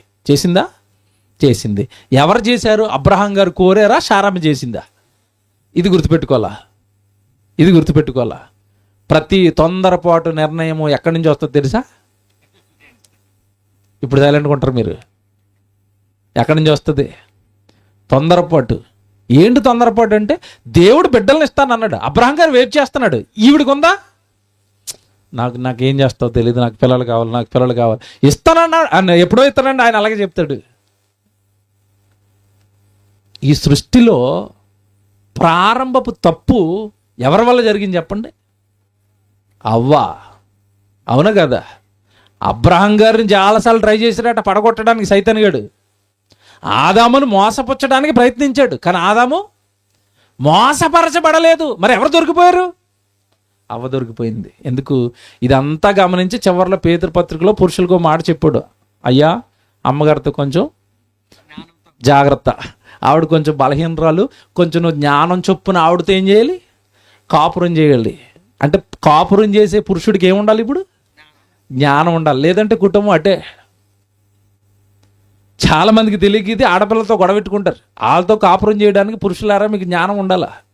తెలివి ఉంటే సరిపోదు, చదువు ఉంటే సరిపోదు, ఉద్యోగం ఉంటే సరిపోదు, నాకు సంపాదన ఉంది నేను కాలు మీద కాలు వేసుకుంటానంటే కుదరదు. అమ్మగారితో సఖ్యతగా సంసారం జాగ్రత్తగా ఉండాలంటే ఏం కూడా ఉండాలట? జ్ఞానము చొప్పున వారితో మీరు ఏం చేయాలి? కాపురం చేయండి. Very good. ఇప్పుడు మీరు జాగ్రత్తగా ఆలోచిస్తే ఈ హాగరు జీవితంలో అనుకోని సంఘటన అండి. డైరెక్ట్గా అబ్రహాం గారికి భారీగా, ఒక రకంగా చెప్పాలంటే మనిషి ఏ పనివాడు ఊహించలేని పెద్ద ప్రమోషన్ అది. ప్రమోషన్ అంటే ఎలాగుంటా చెప్పండి? దాసులకి చిన్న పాలేరు పెద్ద పాలేరు అవుతాడు, అంతేనా ప్రమోషను? అంతే తప్ప యజమానుడు అవుతాడా? దాసుడు ఎప్పటికైనా యజమానుడు అవుతాడా? అవడు. కానీ ఈ దాసికి అనుకోకుండా అదృష్టం కలిసి వచ్చింది. దాసి టక్కమని ఏమైపోయింది? యజమానుడికి భార్య అంటే ఈవిడ కూడా ఏమైపోయింది? ఇప్పుడు యజమానురాలు అయిపోయింది. అప్పుడు ఆవిడ జీవితం ఎలాగుండాలి? ఆవిడ మాటలు ఎలా ఉండాలి? ఆవిడ ఆలోచనలు ఎలా ఉండాలి? నేను పని చేసుకునేదాన్ని, అసలు ఏదో కుటుంబంలో పని దొరకటమే ఎక్కువ అనుకుంటే, నాకు డైరెక్ట్గా దేవుడి కుటుంబం దగ్గర పని దొరికింది, అదే ఎక్కువ. నాకు దేవుడి కుటుంబంలో పని చేసుకోవటం ఎక్కువ అనుకుంటే, ఇప్పుడు డైరెక్ట్గా దేవుడు నాకు ఇచ్చిన గొప్ప భాగ్యం ఏంటంటే యజమానుడికి భారీగా మారిపోయాను. దేవా స్తోత్రం, మీరు చెప్పినట్టుగా బ్రతుకుతానని అనాలి. అందా ఆగరు? ఇప్పుడు చెప్తాను అసలు కదా, ఇక్కడి నుంచి జాగ్రత్తగా వినాలి. స్త్రీలు పురుషులు ఇద్దరు జాగ్రత్తగా వినాలి. దేవుని కుటుంబంలోకి చేర్చబడింది ఎవరు? హాగరు. ఆవిడ ఏమని చెప్పుకున్నా ముందు? దాసి. ఇప్పుడు బైబిల్ తీస్తే ఈరోజు భూమి మీద ఉన్న మనుషులందరం కూడా, మనం కూడా దాసులమే. ఆవిడ ఆ రోజు పని కోసం వచ్చిన దాసి, ఈరోజు మనమందరము లోకములో పడిపోయి పాపములో కూరుకుపోయి దేవుడి ఇంటిలోనికి చేరలేని భయంకరమైన పాపానికి దాసులు మనమంతా కాదా? ఆవిడ పని చేసుకోవడానికి వచ్చిన దాసి అయితే మనం పాపం చేసిన దాసులం. గలతీలకు రాసిన పత్రిక జాగ్రత్త తీయాల. ఆవిడ జీవితాన్ని మన జీవితాన్ని కంపేర్ చేసుకుంటూ తీసుకెళ్తాను. జాగ్రత్తగా వినండి. మీరు నేను ఇది ఎందుకు చెప్తున్నానంటే, ఆవిడ దాసే. ఈరోజు ప్రభు దగ్గరికి రాక లోకంలో పాపంలో చిక్కుకున్న వాళ్ళందరూ కూడా దాసులే. గలతీలకు రాసిన పత్రిక 4వ అధ్యాయం అండి, 3వ వచనం చదువుదామా? గలతీలకు రాసిన పత్రిక 4వ అధ్యాయం 3వ వచనం చదవండి. అటువల్లే మనమును బాలురమై ఉన్నప్పుడు, చిన్నపిల్లలుగా ఉండిపోయినప్పుడు, దేవుడి జ్ఞానంలో బాలురమై ఉన్నప్పుడు లోక సంబంధమైన మూలపాఠములకు లోబడి దాసులమై ఉంటిమి. మనం కూడా ఎవరమట? దాసులమా? దేనికి లోబడి దాసులం అయిపోయామట? లోక సంబంధమైన మూలపాఠములకు లోబడి బాలురుగా ఉండిపోయి, ఇదే లోకం అనుకుని, ఈ లోకంలో ఉన్న జీవితమే జీవితం అనుకుని, డబ్బు సంపాదించాలనో, లేదంటే నేను లోకంలో గొప్పవాడిని అవ్వాలనో, అధికారం సంపాదించాలనో, దాటి కోసం అడ్డదారులు తొక్కి అన్యాయాలు చేసి అక్రమాలు చేసి డబ్బు ఉంటేనే జీవితం అనుకుని, ఈ లోక సంబంధమైన ఆశలకు లోబడి పాపంలో చిక్కుకొని, మనం చాలామంది పాపానికి లోకానికి ఒకప్పుడు మనం ఏమై ఉన్నామట? దాసులం. యేసుక్రీస్తుల వారు ఏమండి, పొట్టి జక్కయ్య జీవితంలోనికి ప్రవేశించినంత వరకు పొట్టి జక్కయ్య దాసుడు. దేనికి దాసుడు చెప్పండి? ఒకడు సిరికిని దేవునికి దాసులుగా ఉండనేరు అంటే పొట్టి జక్కయ్య దేనికి దాసుడు? అప్పటి వరకు సిరికి దాసుడు, అక్రమంగా అన్యాయంగా ఏమంటే ప్రజల దగ్గర డబ్బు వసూలు చేసేసి అన్యాయంతో డబ్బును కూడగట్టాడు. అంటే పొట్టి జక్కయ్య సిరికి దాసుడై పాపానికి దాసుడై బ్రతుకుతుంటే యేసుక్రీస్తు వచ్చాడు. అయ్యా పొట్టి జక్కయ్య, మేడి చెట్టు దిగు, కిందకి రా, ఈరోజు నేను నీ ఇంట్లోనికి వస్తున్నాను అన్నాడు. అంటే దేవుడు ఆయన జీవితంలోకి వచ్చిన తర్వాత పాపానికి దాసుడైన జక్కయ్య పాపాన్ని వదిలేడా? వదిలేడు. వ్యభిచారమందు పట్టుబడిన స్త్రీ యేసుప్రభుకి, ఇదిగో ఈవిడ వ్యభిచారం చేస్తూ దొరికింది, లోకంలో పాపం చేస్తూ పాపానికి దాసి చంపేయాలి రాళ్ళేసి అన్నారు. ఆ రోజు అందరూ యేసుప్రభు దగ్గర పట్టుకొచ్చారు. ఈవిడ పాపం చేసింది, పాపం చేస్తూ దొరికిపోయింది అన్నారు. ఎవడు పాపం చేస్తూ దొరికిపోయిందని ఎవరిని పట్టుకొచ్చారు? స్త్రీని. వ్యభిచారం స్త్రీ ఒకతే చేస్తుందా? పురుషుడు కూడా చేస్తాడా? పురుషుడు కూడా చేస్తాడు. మరి పురుషుని పట్టుకొచ్చారా? పట్టుకురారు. ఎందుకు రారు చెప్పండి? ఆ పురుషుడు వాళ్ళలో ఒకడు. ఈయన్ని చంపేమన్నప్పుడు కూడా ఈడు కూడా ఒకసారి వెళ్ళొచ్చాడు ఆవిడ దగ్గరికి. దొరికిపోయింది కనుక ఆవిడ దొంగ. ఇప్పుడు దొరకలేదు కనుక వీళ్ళంతా ఎవరు? ఇప్పుడు దొరలు. యేసుప్రభు దగ్గరికి పప్పులేం ఉడకో. అవునా? అమరవీరులు వచ్చారు, అమర భక్తులు వచ్చారు, పుణ్యాత్ములు వచ్చారు, రాళ్ళతో పట్టుకొచ్చారా? Very good. ధర్మశాస్త్రం ప్రకారం వ్యభిచారం చేసిన వాడిని చంపేయమని మోషే చెప్పాడు. Very good. ఎవరిని చంపమన్నాడు బాబు మోషే అన్నాడు. మీరు వాక్యాన్ని సరిగా చదువుకోలేదు. ధర్మశాస్త్రం ప్రకారం మోషే రాళ్ళు వేసుకుని కొట్టి చంపేమన్నాడు. ఎవరెవరిని చంపాలి? వ్యభిచారము చెయ్యని వాడు వ్యభిచారం చేసిన వాళ్ళని చంపాలి. మీలో ఎవడు వ్యభిచారం చేయలేదో మొదట రాయండి రా అన్నాడు. ఒకవేళ రాయెత్తారా మీ చిట్టా అంతా ఓపెన్ చేస్తాను అన్నాడు. అంతే. రాయెత్తాడు ఒకడైనా? ఎత్తలేదంటే అర్థం ఏంటి? వీళ్ళు కూడా ఏం చేస్తున్నారు? అంతకుముందు పాపాలు చేసిన వాళ్ళు. అంటే పాపానికి దాసి అయిపోయినాడు. ఎదురుగ్గా దొరికిపోయిన ఆవిడ ఏమంటున్నాడు? పాపి, పాపి. మిగతా వాళ్ళంతా భక్తులా? లోకములో ఉన్న వాళ్ళంతా దేనికి దాసులను చదువుకున్నాం ఇప్పుడు మనం. మీరు లోక సంబంధమైన మూల పాఠాలకు, ఈ లోక సంబంధమైన పాపాలకు ఒకప్పుడు మీరు ఏమై ఉన్నారు? దాసులమై ఉన్నాం. Very good. దాసులమైన మనల్ని యేసుక్రీస్తుల వారి ద్వారా దేవుడు మనల్ని కరుణించి మనం చేసిన పాపాలకు ఆయన సిలువలో చంపి ఆయన రక్తం మనకిచ్చి ఆయన రక్తంలో మన పాపాలన్నీ కడిగేసి దాసులము పాపులమైన మనల్ని దేవుడు ఏం చేశాడు? కరుణించాడు, పరిశుద్ధులుగా చేశాడు. ఇక్కడ జాగ్రత్తగా వినాలి. కరుణించి పరిశుద్ధులుగా చేసి లోకములో ఉన్న మనలందరినీ ఎక్కడికి చేర్చాడో తెలుసా? దేవుని ఇంటిలోనికి చేర్చాడు. సంఘం అంటే ఏంటనుకుంటున్నారు? దేవుని ఇల్లది. బాగా వినాలి. సంఘం ఏంటి? దేవుని ఇల్లు. ఒకప్పుడు మనం ఎవరు? దాసులమైన మనల్ని దేవుడు ఎక్కడికి చేర్చాడు? దేవుని ఇంట్లోనికి చేర్చాడు. ఎక్కడుందండి సంఘం దేవుడి ఇల్లు అని అంటారా? ఒకసారి బైబిల్ తీయండి. ఎఫెసీయులకు రాసిన పత్రిక 2వ అధ్యాయం 19వ వచనం చదవండి బైబిల్లో. ఎఫెసీయులకు రాసిన పత్రిక 2వ అధ్యాయం 19వ వచనం. కాబట్టి మీరు ఇక మీదట మీరు పరజనులు కాదు, పరదేశులనై ఉండక పరిశుద్ధులతో ఏక పట్టణస్థులను దేవుని ఇంటి వారునై ఉన్నారు. అబ్బా, చప్పట్లు కొడతారు గట్టిగా. మనం అంతా ఎవరి ఇంటి వాళ్ళం అంట? ఏమండి, ఎంత ఆనందం అండి. మీరు నా ఇంటోళ్ళు అంటే ఎంత బాగుంటుందండి. ఇది తెలంగాణలోకి వస్తుందండి? తెలంగాణ? Very good. పక్కా తెలంగాణ. రేవంత్ రెడ్డి గారు మీ ఇంటికి వచ్చేసి మీరందరూ నా ఇంటోళ్ళు, రేపు నుంచి మా ఇంట్లోనే ఉండండి అన్నాడు అనుకోండి, ఎలాగుంటుంది? ఏటి ముఖ్యమంత్రి గారు ఇంట్లోనా? వెంటనే సాపా సత్తా మొత్తం తడ్డేమండి, సర్దేసి పదండి పదండి పదండి ఆ ఇంటికి వెళ్ళిపోదాం. ఎవరింటికి రమ్మంటున్నారు ఇప్పుడు? ముఖ్యమంత్రి ఇంట్లోకి రమ్మంటే ఎలాగుంటుందండి? ఇప్పుడు మనం వెళ్ళింది ముఖ్యమంత్రి గారి ఇంట్లోకో ప్రధానమంత్రి గారి ఇంట్లోకో కాదట. ఏ సృష్టిని కలిగించిన సృష్టికర్త ఇంట్లోకి వెళ్ళిపోయాం. ఆ ఇంట్లోకి మనల్ని చేర్చింది ఎవరు? మనం ఏమన్నా మన మంచి కార్యాలతో చేరామా? కాదండి. మనం పాపాలు చేసి నేరాలు చేసి లోకంలో బయట ఉంటే, లోక ఆశల్లో ఉంటే, పాపాల్లో ఉంటే దేవుడు తన కుమారుడైన యేసుక్రీస్తుల వారి ద్వారా మనకు అండిన మురికి పాపం అంతా కడిగేసి పరిశుద్ధిని చేసి సంఘములోనికి చేర్చాడంటే ఇప్పుడు ఎవరింట్లో ఉన్నావు నువ్వు? దేవుని ఇంట్లో ఉన్న వాళ్ళు ఎలాగుండాలి చెప్పండి? ఎలాగుండాలి? దేవుని ఇంట్లో ఉన్నప్పుడు ఎలాగుండాలి? దేవుని ఇంట్లో ఉన్న వాళ్ళు ఎలాగుండాలి? ఎలాగుండాలి? శుభ్రంగా ఉండాలి, పరిశుభ్రంగా ఉండాలి, పవిత్రంగా ఉండాలి, చక్కగా ఉండాలి, మాటలు బాగుండాలి. ఎందుకంటే మనం ఎవరింట్లో ఉన్నాం? దేవుని ఇంట్లో ఉన్నాం. దేవుని ఇంట్లో ఉండి బూతులు మాట్లాడటం బాగుంటుందా? దేవుని ఇంట్లో ఉండి వ్యభిచారం చేయటం బాగుంటుందా? మీరు బాధపడకండి, ఎవరిని ఉద్దేశించి చెప్పట్లేదు, మాట చెప్తున్నానండి, గుండె ఆవేదనతో చెప్తున్నాను. ఇది చాలా చోట్ల సేవకులు మాతో మాట్లాడుతూ అంటారు, అయ్యా మా సంఘం కోసం ప్రార్థన చేయండి, సంఘంలో పరిస్థితి బాగోలేదు. ఏంటి సంఘంలో పరిస్థితి అంటే, వ్యభిచారమో దొంగతనమో పాపమో ప్రభులోనికి రానప్పుడు మునుపు చేశానంటే పోలేరండి, ప్రభుని ఎరగలేదు చేశారండి. కొంతమంది సేవకులు నాతో చెప్పిన మాట అండి, సంఘానికి వస్తున్న సహోదరుల మధ్య వ్యభిచారం అట, అన్నా అని పిలుస్తుందట, ఆవిడతో అక్రమ సంబంధం అట, చెల్లి అని పిలుస్తున్నాడట, ఆవిడతో అక్రమ సంబంధం అట. ఏంటండి పాపం?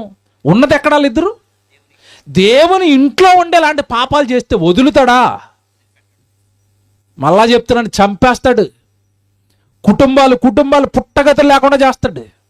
అది పరిశుద్ధమైన ఇల్లు. అందులోకి వచ్చిన తర్వాత నీ పాపపు మురికి దానికి అంటించకూడదు, సంఘానికి అంటించకూడదు. చేస్తే సంఘము వెలుపల బయట ఉన్నప్పుడు చేసావు, ఎప్పుడో ప్రభువుని ఎరగక, ప్రభు అంటే ఎవరో తెలియక. వచ్చిన తర్వాత ఏంటి? భయం లేదు, దేవుడు భయం లేదు. చచ్చిపోతే ఆయన ముందు నిలబడతావే, నన్ను ఏం చేస్తున్నారు ఇప్పుడు, ఎవరేం చేస్తారు, నన్ను ఎవడేం చేయలేదు, నన్ను ఎవడు పట్టుకోలేడు, పోనీ ఎవరికి తెలియకుండా రహస్యంగా కొనసాగిస్తున్నాను, ఒకవేళ తెలిసిపోయినా నన్ను ఎవడేం చేస్తాడంటే భూమి మీద ఎవడో ఏం చేయలేడు. కానీ చచ్చిపోయిన తర్వాత చేయలేడు ఆ దేవుడు? పట్టుకోడా, పిల్లకట్టు కూడా చచ్చిపోయిన మరుక్షణం ఎక్కడికి వచ్చి ఏం పాపాలు చేసామని అడగడా? ఎవడు స్కూల్కి వెళ్తున్న స్టూడెంట్ స్కూల్లో సిగరెట్ తాగుతున్నాడు అనుకోండి, మాస్టర్ ఏమంటాడు చెప్పాలా? ఒరే నువ్వు స్కూల్కి వచ్చింది ఏంటి, నువ్వు స్కూల్లో చేస్తున్నది ఏంటి? స్కూల్కి వచ్చి మందు తాగుతున్నారు అనుకోండి, స్కూల్కి వచ్చి ప్యాకెట్ ఆడుతున్నారు అనుకోండి, ఊరుకుంటారండి? ఊరుకోరు. మీరు చూడండి, అప్పుడప్పుడు అసెంబ్లీలో రాజకీయ నాయకులు మాట్లాడతారు, అసెంబ్లీలో ఎవరైనా నిద్రపోయారు అనుకోండి, ఆ రోజు టీవీ వాడు సాయంత్రం వరకు అతనే చూపిస్తాడు, ఇతను అసెంబ్లీకి వచ్చి నిద్రపోయాడు, ఇతను అసెంబ్లీకి వచ్చి నిద్రపోకూడదా? నిద్రపోకూడదు. ప్రజా సమస్యల గురించి మాట్లాడడానికి వెళ్ళి నిద్రపోతున్నావేంటి? అదే తప్పు అయితే సంఘంలోకి వచ్చి వ్యభిచారం చేస్తే, సంఘంలోకి వచ్చి దొంగతనాలు చేస్తే, సంఘంలోకి వచ్చి మోసాలు చేస్తే అదెంత పాపం అండి, అదెంత కీడండి, అదెంత నేరం అండి. ఎందుకంటే మనం ఉన్నది ఎవరింట్లోనట? మర్చిపోకండి, ఈ వచనం మర్చిపోకండి. మనం ఎవరింట్లో ఉన్నామమ్మా? దేవుని ఇంట్లో ఉన్నాం. మనం అంతకుముందు ఎవరివి? దాసులవి. దాసులమైన మనల్ని దేవుడు ఏ ఇంట్లోకి చేర్చాడు? దేవుని ఇంట్లోకి. ఇప్పుడు హాగర్ దగ్గరకు వస్తున్నాను. హాగర్ ఎవరు? దాసి. దేవుడు కరుణించి ఎవరింట్లోకి చేర్చాడు? అబ్రహాం గారి ఇల్లు అనగానే ఆ రోజు అది దేవునికి ఇల్లు, దేవుని కుటుంబంలో చేరింది. ఇప్పుడు మనం దేవుడి ఇంట్లోకి చేరాం. జాగ్రత్తగా వినాలి. ఆ రోజు హాగరు, ఈరోజు మనం. ఆవిడ నెమ్మదిగా దేవుని కుటుంబంలోకి జాయిన్ అయింది. ఈరోజు యేసుక్రీస్తుల వారు కరుణించి మనల్ని కూడా ఎక్కడికి చేర్చాడు? దేవుని ఇంట్లోకి చేర్చాడు. ఇప్పుడు జాగ్రత్తగా వినాలా. దేవుని ఇంట్లోకి చేరిన వాడు దేవుడి మాటల చేత తన జీవితాన్ని చక్కబెట్టుకోవాలి, దేవుని మాటల ప్రకారమే బ్రతకాలి. ఇప్పుడు హాగర్ దగ్గరికి వెళ్తాను. హాగర్ ఏం తప్పు చేసిందో చూపిస్తాను. హాగర్కండి దాసిగా ఉన్నప్పుడు బాగానే ఉందండి. ఎప్పుడైతే దేవుని కుటుంబంలోకి చేరిందో అబ్రహాం గారి పక్కన భార్య అన్న పొజిషన్ మారింది. జాగ్రత్తగా వినాలి, పొజిషన్ మారింది. ప్రతిరోజు ఆవిడ అంట్లు తోమంటే అంట్లు తోమాల. ఇప్పుడు భార్య అయిపోయింది కదా, ఇంకొకరికి అంట్లు తోమని చెప్తుంది. ఎందుకంటే ఇప్పుడు ఎవరు? ఇవిడా యజమాని, బాస్. ఆ పనులందరూ బెదదే, అంట్లు తోమండి, ఆ పని చేయండి, ఈ పని చేయండి అంటుంది. ఏమండి, ఎవరినైనా బెదిరించవచ్చు, కానీ ఎవరిని బెదిరించకూడదు. ఆ స్థానం ఆవిడకి ఎవరి వలనైతే కలిగిందో ఆవిడకు లోబడి ఉండాల. ఎవరావిడ? సారై వల్ల కదండి దాసి యజమానురాలు అయింది. అప్పుడు ఏమనాలి? అమ్మ మీ దయ వల్ల పని చేసుకొని నేను ఈరోజు మీతో పాటు కూర్చొని భోజనం చేస్తున్నాను. అబ్రహాం గారి భార్యగా మార్చబడిందంటే ఎంత గౌరవం అండి. ఆ రోజు ఎంత మంచి స్థానం అండి. చుట్టుపక్కల ఉన్న పని వాళ్ళ నుంచి ఎంత మంచి గౌరవం. అమ్మ ఆవిడ భార్య అయిందండి. అంత మంచి స్థానం ఇస్తే ఈవిడ మనస్సు చూడండి ఎలా తిరిగిందో, ఈవిడ ఆలోచన చూడండి ఎలా తిరిగాయి. ఆదికాండానికి రండి. ఆదికాండం ఏమండి 16వ అధ్యాయం చూద్దాం. ముందు 3వ వచనం చూద్దామా? మొదటి వచనం చూద్దాం. ఆదికాండం 16వ అధ్యాయం. ఆదికాండం 16వ అధ్యాయం మొదటి వచనం అండి. అబ్రహాము భార్య అయిన శారయి అతనికి పిల్లలు కనలేదు. కాగా శారయి, ఇదిగో నేను పిల్లలను కనకుండా యెహోవా చేసి ఉన్నాడు, నీవు దయచేసి నా దాసితో పొమ్ము, ఒకవేళ ఆమె వలన నాకు సంతానం కలగవచ్చునని అబ్రహాంతో చెప్పాను. అబ్రహాము శారయి మాట, ఆగండి, ఎవరి మాట విన్నాడు? అబ్రహాము శారయి మాట విన్నాడు. రైట్, కిందకి వెళ్దాం. కాబట్టి అబ్రహాము కనాను దేశంలో 10 ఏండ్లు కాపురం ఉన్న తర్వాత అబ్రహాము భార్య అయిన సారయి తన దాసి అయిన ఐగుప్తురాలను తీసుకొని తన పెనిమిటైన అబ్రహామునకు భార్యగా ఉండునట్లు అతనికి ఇచ్చాను. జాగ్రత్తగా వినండి. అతడు హాగరుతో పోయినప్పుడు అది గర్భవతి ఆయను. ఎవరి గర్భం వచ్చింది? హాగరు గర్భం వచ్చింది. నెక్స్ట్ అది తాను గర్భవతినైతినని తెలుసుకొనినప్పుడు దాని యజమానురాలు దాని దృష్టికి నీచమైనదాయను. అండర్లైన్ చేయండి. ఎవరు నీచంగా మారిపోయారట? అదేటండి, అది ఆవిడ వల్లనే కదండి భార్య అయింది, ఆవిడే కదండి ఆ స్థానం ఇచ్చింది. ఒక రకంగా చెప్పాలంటే ఆవిడ స్థానాన్ని ఈవిడికి ఇచ్చిందండి, అంతేనా? తన భార్య తన పోస్ట్ తన స్థానాన్ని ఆవిడకి ఇచ్చింది. అప్పుడు అమ్మో ఎంత మంచిదండి అని ఎంత లోబడి ఉండాలండి. లోబడకపోగా నేను గర్భవతిని అయ్యాను, నువ్వు గొడ్రాలివి, నీకు పిల్లలు లేరు, నువ్వు మంచిదానివి కాదు, నీలో ఏదో లోపం ఉంది, నీకంటే నేను సూపరు అని కాళ్ళు ఎగరేస్తుంది. ఒక రకంగా చెప్పాలంటే ఎవరు ఎగరేయచ్చండి? ఇలాగా ఎగరేయచ్చా? చాలామంది అండి పరిస్థితులు బాగోలేనప్పుడు, పేదరికంగా ఉన్నప్పుడు, కుటుంబంలో పరిస్థితులు బాగోనప్పుడు చాలా ఒబీడియంట్గా ఉంటారండి, చాలా లోబడి ఉంటారండి. అయ్యగారు ప్రార్థన చేయండి అంటారు, అయ్యగారికి లోబడి ఉంటారు. ఆ తర్వాత సహోదరులతో తమ్ముడు నా కోసం ప్రార్థన చేయండి, అన్నయ్య నా కోసం ప్రార్థన చేయండి, బాగుంటారు. ఇలాగ బాగున్న వాళ్ళకి సడన్గా ఆస్తో సంపద ఉద్యోగము పెద్దది వచ్చి గొప్పలు అయిపోయారు అనుకోండి, అప్పుడు లోబడి ఉంటారా? అప్పుడు అయ్యగారు ప్రార్థన చేయండి అంటారా? అయ్యా బాగున్నావా? ఎప్పుడు డైలాగ్ మారిందేంటి? డైలాగ్ ఎందుకు మారింది చెప్పాలా? పొజిషన్ మారింది. అక్కడ పొజిషన్ మారగానే ఏం మారిపోద్ది? మాట మారిపోద్ది. ఒక కవి రాశాడు పాటలో, డబ్బు ఉంటేనట సుబ్బిగాడినట ఏమంటారట? సుబ్బారావు గారు అన్నారు. ఆ బయట సుబ్బారావు గారు అంటే ఈడెక్కడలో పడతాడేక, హే సుబ్బుగడి పోస్ట్ అయిపోయింది. ఇప్పుడు ఎవరైనా సుబ్బారావు అని జాతక మాట్లాడి నాతో, చూసారా? పొజిషన్ మారగానే వ్యక్తిలోకి ఏమొస్తుంది? పొగరు వస్తుంది, గర్వం వస్తుంది. ఏమంటే సేవకులుగా మేము చాలామందిని చూసామండి. నేను చాలామంది యవనస్తులను కూడా చూశాను. వాళ్ళకి సరైన ఉద్యోగం లేనప్పుడు, ఉద్యోగ ప్రయత్నాలు చేస్తున్నప్పుడు మాకు ఏదో లోబడి, అన్నయ్య ప్రార్థన చేయండి అన్నయ్య, నేను ఉద్యోగం ప్రయత్నం చేస్తున్నాను అన్నయ్య, ప్రార్థన చేయండి అన్నయ్య, చదువుకున్నాను అన్నయ్య, పరీక్షలో పాస్ అవ్వాలన్నయ్య, ప్రార్థన చేయండి అంటే మేము అనుకుంటామండి, ఎంత యవ్వనంలో ఎంత భక్తో తమ్ముడికి, తండ్రి తండ్రి అతనంట చూడు తండ్రి, అతనంట చూడు తండ్రి. అమాయకులం కదండి మేము. అప్పుడే దేవుడు అనుకుంటాడు, ఓరే నువ్వు అమాయకుడు, రాడి సంగతి నాకు తెలుసురా, అయినా నువ్వు మొరపెడుతున్నావు కనుక ఆడిని చూస్తాను. చూశాడు, ఉద్యోగం వచ్చింది, అంతేనండి. ఇక గుడికి కనపడ్డు, క్లాసులకు కనపడ్డు, ఫోన్ చేస్తే అన్నా నేను తర్వాత చేస్తాను బిజీగా ఉన్నాను. ఏడు సేవకుడు ఫోన్ చేస్తే ఏమంటారు? అన్నా నేను బిజీగా ఉన్నాను తర్వాత చేస్తాను, ఫోన్ కడతాడు. అంతకు ముందు ఏమన్నాడు? అన్నయ్య అన్నయ్య ఏదది? చూసారా? ఉద్యోగం రాగానే, డబ్బు రాగానే సేవకుడు ఎలా కనబడతాడు? నీచంగా. మంచిదండి ఇది. ఇప్పుడు హాగర్లో ఏ స్వభావం ఉంది? పొగరు, గర్వం. అది అప్పుడప్పుడు మనలో కూడా హాగర్ వచ్చి వెళ్ళిపోతూ ఉంటుంది. రాదా? రాదండి. మనలో ఏమైనా పొజిషన్ మానేసరికి, మనలో ఏమైనా కాస్త ఆర్థిక పరంగా స్థితి మారేసరికి, మనలో ఏమైనా కొంచెం బాగుండేసరికి మనం కూడా అప్పుడప్పుడు హాగర్లో అయిపోతాం. ఎవరిని లెక్క చేయం, నువ్వేటి నాకు చెప్పేది, అది కదయ్యా, నువ్వేటి నాకు చెప్పేది. నేను రాత్రి సభకి వెళ్ళానండి, మాట్లాడుతుంటే ఆ ఊరు మొత్తానికి ధనవంతుడట, తాగుబోతు అయిపోయాడు. తాగుబోతుడు అయిపోయినా సరే ఊరు ఏం చేయలేకపోతుంది. చివరికి వచ్చి నేను ప్రసంగం మాట్లాడుతుంటే ఇక్కడికి వచ్చాడండి, నువ్వు మాట్లాడేది నేను మాట్లాడతాను అంటున్నాడు. ఆ ఊరిలో అందరూ భయపడుతున్నారండి కిందకి తీసుకెళ్ళడానికి. ఎందుకు? ఏమన్నా అంటే ఆ ఊరు మొత్తానికి అతను ఎవరు? ధనవంతుడు. చూసారా? అదే మామూలుడు అయితే చెవులు మూసి పక్కలాగేస్తారు. ధనవంతుడు కనుక భయం. ఎవరికి భయపడతాం మేము? ఆగరు మూసి కూర్చో తర్వాత మాట్లాడుతున్నాను. ఎవరికి భయపడతాం? వెనకున్నది దేవుడు. దేవుడు పక్షాన నిలబడినప్పుడు భూమి మీద ఎవరిని లెక్క చేయాలి, ఎవడికి లోబడాలి? దేవుడికి తప్ప. దేవుని పిల్లరా, హాగర్లోనికి పొగరొచ్చింది, హాగర్లోనికి ఒక నీచమైన గుణం వచ్చింది. నాకు ఇప్పుడు పొజిషన్ మారిపోయింది కనుక, ఇప్పుడు నేను దాసిని కాదు గనుక, అబ్రహాం గారికి భార్య గనుక, నేను కూడా వానరని అయిపోయాను గనుక. ఆవిడ ఆలోచనలు అవేనా? నేను వానరని అయిపోయాను కనుక సారయ్య పక్క జరుగు అంటుంది. నిజంగానండి, ఆ స్థానాన్ని ఇచ్చిన సారమ్మ ఏడుస్తుంది. ఏడిపించొచ్చండి అలాగా. మన కోసం, మన ఎదుగుదల కోసం కష్టపడిన వాళ్ళని, మనకి వెనకాల తోడుగా ఉన్న వాళ్ళని, మనల్ని ప్రేమించిన వాళ్ళని మనం అలా బాధ పెట్టొచ్చా? కనీసం కృతజ్ఞత లేని స్త్రీగా మారిపోయింది. ఎవరు? హాగరు. జాగ్రత్తగా వినాలి, ఇది ఎందుకు చెప్తున్నానో మధ్యలో చెప్తాను ఈవిడ గురించి. ఈవిడ ఎలా మారిపోయిన తర్వాత అండి సారాయి బాధపడుతుంది. చదవండి ఏమంటుంది సారాయి ఏమంటుంది.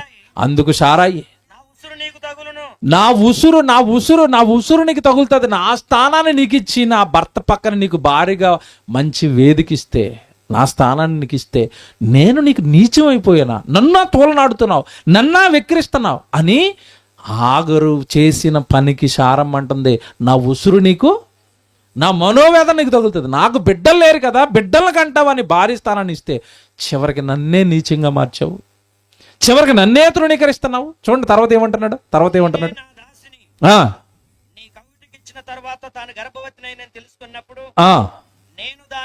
నేను దాని దృష్టికి నీచమైన దానిని అయితిని, నాకును నీకును యెహోవా న్యాయము తీర్చునుగా. కానీ అబ్రహాముతో అనను. ఇప్పుడు సారా వచ్చి ఎవరి దగ్గర అంటుంది?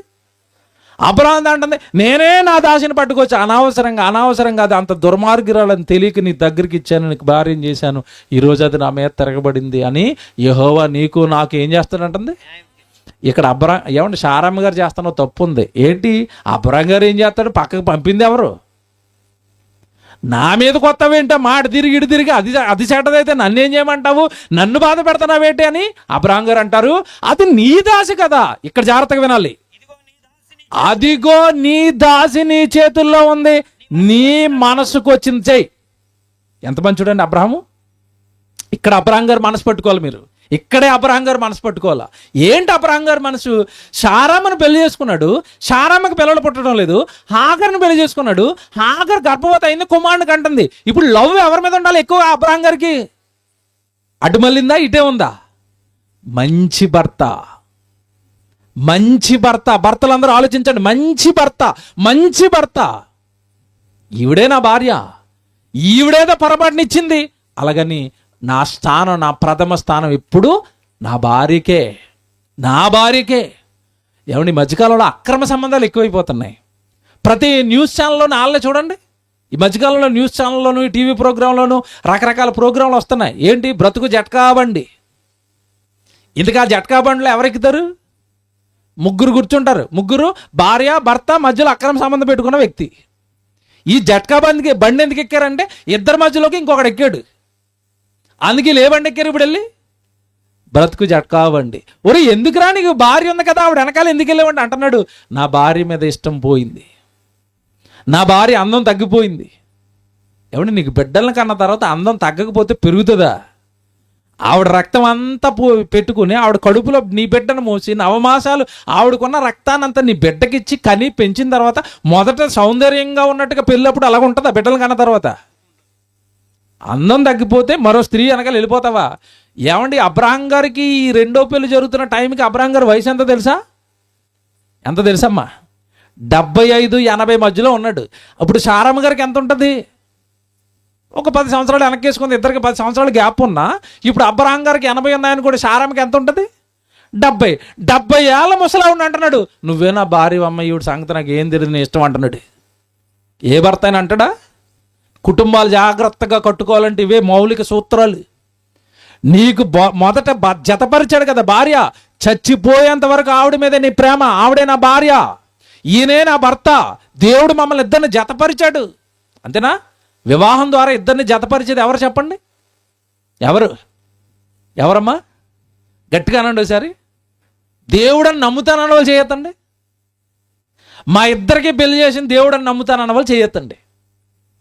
ఆలోచించుకుని ఎత్తండి. ఎత్తరా? ఆలోచించుకోండి అంటే టప్పని దింపేశారు. జతపరిచింది దేవుడేనా?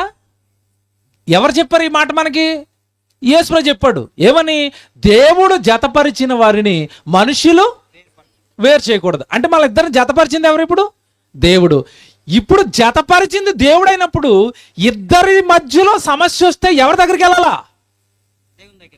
మనం ఎవరి దగ్గరికి వెళ్తాం? లాయర్ గారు అక్కడ ఉన్నారు, ఫోన్ చేయమంటావా?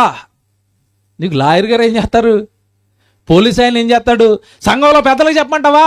మా బామర్దులు, నీకు బామర్దులు ఉన్నారు కదా, 5 నిప్పమంటావా అంటుంది ఈవిడ. బామర్దులు చేయంత అతను కొట్టేస్తే తగ్గిపోతాడా? చూసారా ఎలాగ ఆలోచించి? చూసారా మనిషి? దేవుడు మళ్ళీ చెప్తాను, దేవుడు జతపరిచాడు. సమస్య వస్తే ఎవరు తీరుస్తారు? దేవుడు. ఇప్పుడు శారమ్మ గారికి అబ్రహాం గారికి జతపరిచి కుటుంబం చేసింది ఎవరు? దేవుడు. వాళ్ళ మధ్యలో సమస్య వస్తే ఇప్పుడు ఎవరు రావాలా? దేవుడు. వచ్చాడా? వస్తాడు. అవకాశం ఇస్తే నువ్వెక్కడిస్తావు? దేవుడికి ఫోన్ చేస్తావేంటి? ఫోన్ ఎవరికి వెళ్తుంది ముందు? నాన్న ఈయన కొట్టి చంపేస్తున్నాడు, నువ్వేం చేస్తావు తెలియదు, 4 కేసులు పెట్టాలి ఈయన మీద, ఈయన జైల్లో ఉండాలా, నేను చూసి హాయిగా ఇంట్లో పడుకోవాలా. మీకు విషయం తెలుసా? భర్త జైల్లో ఉన్నాడంటే నీలో సగభాగం జైల్లో ఉంది. ఎందుకు? వివాహం అయిన తర్వాత వాళ్ళిద్దరు కాదట, ఏక శరీరం ఒకటే. అంటే అతను జైల్లో ఉంటే నువ్వు ఇంట్లో ఉన్నావా? నువ్వు కూడా ఎక్కడ ఉన్నావు? జైల్లోనే.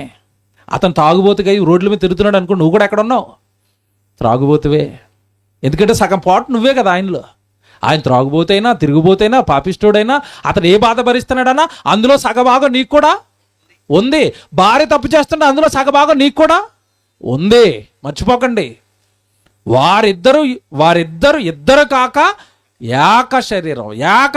ఇప్పుడు వివాహం అయిన తర్వాత ఇద్దరు కాదట, వాళ్ళిద్దరూ ఒకటి. ఎంత మంచుడు అంటే అబ్రహాం. ఈ జ్ఞానం అప్పటికే ఉంది అబ్రహాంకి. అబ్రహాం అంటున్నాడు శారమ్మతో, దాసి ఇచ్చింది నువ్వమ్మా, పెళ్లి చేసింది నువ్వు, మరి ఆవిడికి దేవుడు గర్భఫలాన్ని ఇచ్చాడు, ఆవిడ నిన్ను తిడుతుంది అంట, నన్ను ఏం చేయమంట, మధ్యలో నన్ను లాగుతున్నావేంటి? నీ దాసి నీ చేతుల్లో ఉంది, నీ ఇష్టం అన్నాడు. నా భార్య అలాగే అంటది, నువ్వేమనుకో, నీకు పిల్లలు పుట్టలేదు అన్నాడా? ఏమంటే ఇప్పుడు ఇదే సిచ్యువేషన్ ఏ కుటుంబంలో ఏర్పడితే, ఏ భర్తకైనా రెండో పెళ్లి జరిగి ఆవిడ గర్భవతి అయితే మొదటి భార్యని ఏం చేస్తాడో చెప్పాలా? ఏం చేస్తాడు? గొడ్రాలు నీకేంది వాయిస్ లిగుతుంది? గొడ్రాలు కదా నోరు మూసుకుని ఉండదు, పిల్లలకి అంటుంది కదా, అలాగే అంటుంది. మరి పడితే పడలేదు పో అంటాడు. అన్నాడు అబ్రహాము? అండో. ఇదే బైబిల్ మనకి నేర్పుతున్న విలువలు. మళ్ళీ చెప్తున్నాను, బైబిల్ మనకి నేర్పుతున్న విలువలు ఇవే. ఏదో ఆవిడ తొందరపడి పెళ్లి చేసింది, నువ్వు తొందరపడ్డావమ్మ, నన్నేం చేయమంటావు? ఆవిడ నేను ఇప్పటికీ భార్య అంటలేదు, ఆవిడ నీకు ఏమవుతుంది అంటున్నాను? దాసి, నీ చేతిలో ఉంది, నీ ఇష్టం వచ్చినట్టు చేసుకో, నువ్వే నా భార్యవి, నువ్వు చెప్పింది నేను వింటాను. ఎంత మంచుడండి, ఎంత మంచుడు అబ్రహాము. ఇప్పుడు జాగ్రత్తగా వినాలా. నీ దాసి నీ చేతుల్లో ఉంది అనగానే చెలరగిపోయిందండి ఈవిడ. ఎవరు? శారా. అమ్మ, మీరేమనుకుంటారో, భార్యను చేసేసాను కదా, ముట్టుకోవద్దంటారేమో, పని చెప్పొద్దు, దీని సంగతి ఇప్పుడు నేను చెప్తానని సారం ఏమంటుంది తెలుసా? రోజుకు ఒకసారి అంట్లు తోమంటే 10 సార్లు అంట్లు తోమెత్తుంది. పగ తీర్చుకుంటుంది, కోపం వచ్చింది. నువ్వు దాసివి, మేము మా ఇంట్లో పనికి పెట్టుకున్నాం, ఇల్లు 4 సార్లు తుడు, లేదు తుడిచేసానమ్మా, కాదు మళ్ళీ తుడు అంటుంది. సామాన్లు మళ్ళీ కడుగు, బట్టలు మళ్ళీ ఉతుకు, పశువులకి పశువులన్నీ బాగు చేయి, ఆ పెంటెత్తు.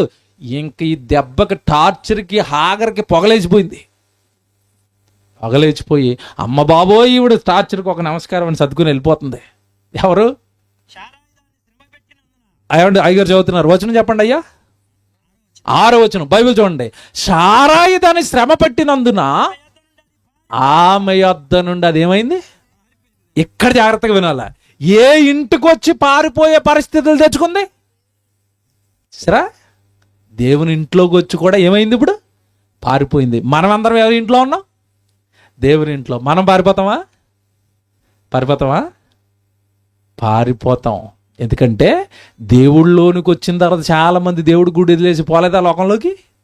పోయారు. ఎందుకు పోయారు? దేవుడి గుడిలో ఉన్న నియమాలు, నిష్ఠ, పవిత్రత వాళ్ళకి ఎక్కలేదు. ఇక్కడ జాగ్రత్తగా ఉండంటే నచ్చలేదు, మేము ఉండలేము, అలాగా పోతాం లోకంలోకి, పాపం చేస్తాం. హాగర్ కూడా అలాంటి మైండ్ సెట్టే. ఇప్పుడు జాగ్రత్తగా వినాలి. అది పారిపోతుంటే, కుటుంబంలో ఇలాంటి కలహం వస్తే దేవుడు వచ్చాడండి బాగు చేయడానికి. దేవుడు దూతను పంపాడు. ఎవరి దగ్గరికి? హాగర్ దగ్గరికి దూతను పంపాడు. జాగ్రత్తగా వినాలి. హాగర్ దగ్గరికి దూతను పంపాడు. దూతను పంపి ఏమన్నాడు తెలుసా? ఏమన్నా ఒక అవకాశం ఇస్తున్నాడు హాగర్కి. మళ్ళీ పారిపోయిన హాగర్కి అవకాశం ఇస్తున్నాడు. ఏమంటున్నాడు చూడండి, జాగ్రత్త చదవండి. శారయి దాసివైన హాగరు, ఎక్కడ నుండి వచ్చేసావు? నీకు వచ్చిన పొజిషన్ ఏంటి? నీకున్న స్థానం ఏంటి? ఎక్కడ నుండి వచ్చావు? ఎక్కడికి పోతున్నావు? నువ్వు ఏ ఇల్లు వదిలేసుకున్నావో తెలుసా? దేవుడి కుటుంబం అమ్మాది. దేవుడు ఆశీర్వదించిన కుటుంబం మాది. దేవుడు తోడుగా ఉన్న అబ్రహాం ప్రవక్తమ్మ. ఆయన ఎవరిని వదిలేసుకున్నావు, ఏ స్థానాన్ని వదిలేసుకున్నావు? ఆయనకు భారీగా ఆయన పక్క నుండి సేవలు చేసుకునే భాగ్యం నీకు దక్కితే అది వదిలేసి పారిపోతున్నావా? అసలు ఆ కుటుంబం విలువ అర్థం కాలేదా? ఆ కుటుంబం ఎంత గొప్పదో అర్థం కాలేదా? వదిలేసుకొని పారిపోతావా? చిచ్చి, ఇలాంటి పని చేస్తున్నావు ఏంటి? హాగరు, నీ మేలు కోరి చెప్తున్నాను, జాగ్రత్తగా వినండి. నీ మేలు కోరి చెప్తున్నాను, నువ్వు తిరిగి వెళ్ళిపో. ఎక్కడికి వెళ్ళిపోవాలి? నీ యజమానురాలి దగ్గరకు. అంటే ఇండైరెక్ట్గా ఆగరికి దేవుడు కూడా ఏం చెప్పాడు చెప్పండి? ఏం చెప్పాడు? నువ్వు దాసివే, యజమానురాళ్ళకి బిల్డప్ కొట్టకు. నీకో యజమానురాలు ఉంది. ఎవరు? శారయ్య. నోరు మూసుకొని ఆవిడ చెప్పించే పాయింట్ కన్నాడు. ఆమె చేతి కింద అండర్లైన్ చేయండి. అమ్మ, పెన్న లేకపోతే ఆడపిల్లలు పక్కోళ్ళు పెన్న తీసుకుని అండర్లైన్ చేయలేదు. ఎందుకు అండర్లైన్ చేయమని ఎందుకు అండర్లైన్ చేయమని ఆ పదం చదవండి గట్టిగా. ఆమె చేతి కింద నువ్వు అణిగి ఉండు. ఎందుకన్నా నిన్నిసార్లు అణిగి ఉండం. అత్తగారి కింద అణిగి ఉండం, భర్త కింద అణిగి ఉండం, మా సంఘంలో ఉన్న సేవకుడి కింద అణిగి ఉండం, సహోదరుల కింద అణిగి ఉండం. అణిగి ఉండటం మా చరిత్రలో లేదు. మరి ఏముంది? తిరుగుబాటు జెండా ఎగరవేయటం ఉంది. అత్త, నీ కింద ఉండడానికి నేనేమో చిన్నదాన్ని కాదు, 5 లక్షలు కట్నం పట్టుకుని వచ్చాను. ఎగరేరండి జెండా ఎగరేస్తారా? అనుకుంటారా? అడుగుతున్నాను నేను. ఆడపిల్లలు అనుకుంటారా? అది అసలు మా చరిత్రలో లేదు. ఇప్పుడు ఆఖరితో ఏమంటున్నాడు? ఏమంటే ఇది నా మాట కాదు సుమా, నన్ను అన్నారు. పాస్టర్ గారు ఏంటండి మరి అనుకుంటామన్నాడు, ఈయన పక్షపాత అండి, పురుషుడు కనుక చెప్తున్నాడు, ఇలాంటి మాటలు నా మీద వేయకండి. అది నా మాట కాదు, మీకు 107 చెప్తున్నాడు. అది నా మాట కాదు. ఎవరి మాట? అనుగుండమని నేను చెప్తున్నానా? ఆఖరితో దేవుడు చెప్పాడా? అమ్మ యెహోవా దూత దేవుడు కబురంపాడు, ఎల్లా అనుగుండమనవయ్యా, దానికి మంచి భవిష్యత్తు ఉంటుంది. అక్కడ ఉంటే నేను చెప్తాను, ఆమె భవిష్యత్తు బాగుంటుంది. అక్కడ ఉండు, అది మంచి కుటుంబం, నీ బ్రతుకు బాగుంటుంది, నీ జీవితం బాగుంటుంది. కొంచెం సారాయి ఇప్పుడు ఇబ్బంది. ఏమండి, అక్కడ అనుగుండమని ఎందుకు చెప్పాడంటే, సారాయి ముందేమని ఈవిని శ్రమ పెట్టిందా? నీలో తేడా వచ్చినందుకు కదా ఆవిడ శ్రమ పడుతుంది. నువ్వు నీచంగా చూసినందుకు కదా ఆవిడ శ్రమ పడుతుంది. ముందు బాగుందే, ముందు నేను ప్రేమించిందే, ముందు నేను గౌరవించిందే, దాసమైన సరే తన భర్త స్థానాన్ని ఇచ్చిందే, అంతగా ప్రేమించిన ఆవిడ దగ్గర నుంచి ఎందుకమ్మా పారిపోతున్నావు అంటే, నన్ను శ్రమ పెడుతుంది అనుకో. చరిత్ర చెప్పు, పాత చరిత్ర అంటున్నాడు దేవుడు. ముందు శ్రమ పెట్టిందా? ముందు బాధ పెట్టిందా? ముందు కష్టపెట్టిందిగా. నీలో ఈ తప్పుడు పొగరొచ్చిన తర్వాత కదా కష్టాలు తెచ్చుకున్నావు. ఆ పొగరు తగ్గించుకో, ఆ పొగరు అణుచుకో. అణిగుండమని ఎందుకు చెప్పాడు తెలుసా? నీలోకి కొమ్ములు వచ్చాయి. ఏ కొమ్ములు వచ్చాయి? నేను ఇప్పుడు యజమానురాల్ని, నేను ఇప్పుడు ఆస్తికి హక్కుదారిని, నేను అబ్రహాం గారి భార్యని. గొమ్ములు దించు, కింద దించు, వెళ్ళి ఆవిడ దగ్గర నువ్వు అణిగుండు. ఏమండి, భూమి మీద ఏ మనిషికైనా అణుగుండటం ఇష్టం ఉంటుందండి? అణుగుండటం అన్న అసలు ఈ పదం ఇప్పుడు ఈ లోకంలోకి వెళ్ళి ఎవరికైనా చెప్పండి, వారు అణిగుండరా అంటే, నేనా అణుగుండటమా? ఈ మధ్యకాలంలో పాపిస్టోడు ఒకడో సినిమాలో ఒక డైలాగ్ రాసాడండి. మాసిపోయిన గెడ్డం, ఆడి మొహం చూస్తేనే వాంతి వచ్చేటట్టుగా నోటి నిండా కైని వేసుకుని, చిచ్చి హీరోలు అండి వీళ్ళు. నోటి నిండా కైని వేసుకుని పిచ్చోళ్ళగా గెడ్డం చేయించుకోవడానికి షేలింగ్ డబ్బులు లేనిలాగా ఇంత గెడ్డం పెంచుకుని మాసిపోయిన గెడ్డం కానీ చెయ్యటో డైలాగ్ ఏంటి? తగ్గేదే లేదు. దేవుడు అంటున్నాడు, నిన్ను పరలోకం రానిచ్చేదే లేదు.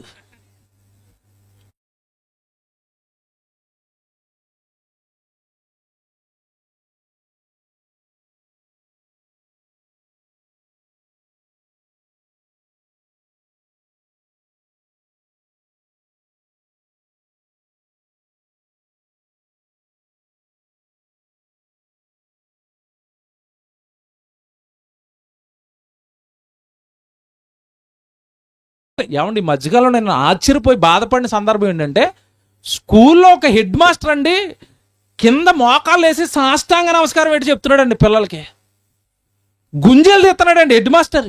మీకు దండం పెడతానరా, మిమ్మల్ని కొడితేనేమో తల్లిదండ్రులు ఊరుకోవట్లేదు, మీకు కొట్టకపోతేనేమో మీరు సరిగా చదవట్లేదు, మీ బ్రతుకులు నాశనం అయిపోతాయి. మీకు దండం ఏమంటే మాస్టర్ దండం పెట్టాలా, మాస్టర్ గుంజలు తీయాలా, మాస్టర్ నమస్కారాలు చేయాలా? ఎందుకండి సొసైటీ ఇలా దారుణంగా తయారైంది? ఈరోజండి మాస్టర్ చేతిలో బెత్తాన్ని నువ్వు గనక వద్దు అన్నవా, వాడు తర్వాత పోలీసోడు లాఠీ చేతిలో పడతాడు. మళ్ళా చెప్తున్నాను, బోధకుడు హెచ్చరికలు నాకు వద్దు అన్నవా, సేవకుడు మమ్మల్ని హెచ్చరించకూడదు అన్నవా, పోయి నరకంలో పడతా వెళ్ళి. సొసైటీ లొంగకపోతే, సొసైటీ దేవుడి మాటకు అనగకపోతే, అణిగి మనకి జీవితాలను కట్టుకోకపోతే జరిగే నష్టం ఇది. అందుకే అంటున్నాడు యేసుప్రభు బైబిల్ ఎంత మంచి మాట రాయించాడు తెలుసండి, ఎంత మంచి మాట రాయించాడు తెలుసా బైబిల్లో? తన్ను తాను తగ్గించుకున్నవాడు హెచ్చించబడతాడు. తన్ను తాను హెచ్చించుకొని నేను తగ్గనరా అని 2 చేతులు ఇలాగ ఎట్టామనుకోండి, 2 చేతులు నరికి నరకలేస్తాడు. తగ్గు, పాపిస్తోడు నువ్వు, నీ స్వభావాలు మంచిది కాదు, నీ ఆలోచనలు మంచివి కాదు. భయంకరంగా లోకంలో పాపాలు చేస్తే తన కుమారుడు రక్తంతో కడిగి నిన్ను పరిశుద్ధిని చేసి దేవుని ఇల్లు సంఘంలోకి చేరిస్తే వాక్యం ముందు తగ్గనంటున్నావేంటి? దేవుడు చెప్పిన మాటలు విన్నంటున్నావేంటి? అలా పొగరుగా లోకాన్ని చూసి ఆ లోకాన్ని ఫాలో అవుతున్నంటున్నావేంటి? ఏమండి, ఈరోజు చర్చిలోకి వెళ్తుంటేనండి ఫ్రంట్ అంతా ఎదరంతా పాపం ఆడపిల్లలు కూర్చుంటారండి. స్త్రీలే. ఏ చర్చిలోకి వెళ్ళినా ఎక్కువ మంది కనపడేది ఎవరు? స్త్రీలు. సభలో కూడా ఎక్కువ మంది ఎవరున్నారు చెప్పండి? స్త్రీలు. వీళ్ళే ఉంటారు. పురుషులు పలచగా ఉంటారు, కొద్దిమంది ఉంటారు. ఇక యవ్వన పిల్లలు కనపడుతున్నారండి చర్చిల్లో. యవనస్తులు కనపడతారా? కనపడరు. ఎందుకు కనపడరు చెప్పాలా? వాడి చేతిలోకి ఏమొచ్చిందో తెలుసా? సెల్ ఫోన్ వచ్చింది. నేను యూట్యూబ్లో బిజీ, ఫేస్బుక్లో బిజీ. ఇంతకీ యూట్యూబ్లో ఫేస్బుక్లో వీడు ఏం చూస్తాడు అనుకుంటున్నారు? ఇది ఈ మాసిపోయిన గడ్డాల డైలాగులు చూస్తా కూర్చుంటాడు. వాడు కటింగ్ పిచ్చి గుళ్ళ పైకి లేపాడు అనుకోండి, వీడు కూడా పైకి లేపుతాడు. ఆడు చిరిగిపోయిన ప్యాంట్లు వేసుకున్నాడు అనుకోండి, వీడికి ఆ ప్యాంటు కొన్నాక డబ్బులు లేకపోతే వీడు కత్తిరెట్టి కట్ చేసుకుని వేసుకుంటాడు. చిరిగిపోయిన ప్యాంట్లు, పిచ్చి గడ్డాలు. ఎందుకంటే ఇప్పుడు సొసైటీలో హీరో అంటే ఆ పిచ్చి కటింగ్లు వేయించుకునేవాడు. ఏమంటే ట్రెండ్ అట. నువ్వు ట్రెండ్ని ఫాలో అవటం ఏంటి? నువ్వు ఎవరిని ఫాలో అవ్వాలి? దేవుని ఫాలో అవ్వాలి, వాక్యాన్ని ఫాలో అవ్వాలి. నువ్వేట్రా లోకాన్ని ఫాలో అవుతున్నావు? నీకేమో అనిపించటం లేదు? లోకాన్ని ఫాలో అవుతున్నావంటే నువ్వు ఫాలో అవ్వాల్సిన భక్తులు కదా. బైబిల్లో హీరోస్ ఉన్నారు యవనస్తులకి. ఎవరు హీరోస్? యెహోషువ ఒక హీరో, యవనస్తుడు. ఏం చేశాడు ఆ రోజు? ఇలా మాసిపోయిన గడ్డాలకని చేయలేటు గుట్కాలు తినలేదు హీరో. భక్తితో దేవుణ్ణి జయించి, దేవా యుద్ధం చేస్తానన్న సూర్యచంద్రులు ఆపు అన్నాడు. ఆపాడా దేవుడు? అది హీరోయిజం అంటే. యోసేపు పోతిఫర్ భార్య అదే కోరండు వ్యభిచారం చేయడానికి ముందొస్తే, నువ్వు వ్యభిచారం చేస్తానన్నావు, నాతో పాపం చేస్తానంటున్నావేంటి? పరలోకమందున నా తండ్రి చూస్తున్నాడు, ఇది దేవుడి దృష్టికి పాపం పో అన్నాడు. అది హీరోయిజం అంటే. చంపటము, నరకటము, గుట్కాలు తినటము, మాసిపోయిన గడ్డాలు, చిరిగిపోయిన ప్యాంట్లు, ఇదా హీరో అంటే? మీకు అర్థం అవ్వాలి. బైబిల్ చదువుకుంటే బాగా అర్థమవుతాయి ఇవన్నీ.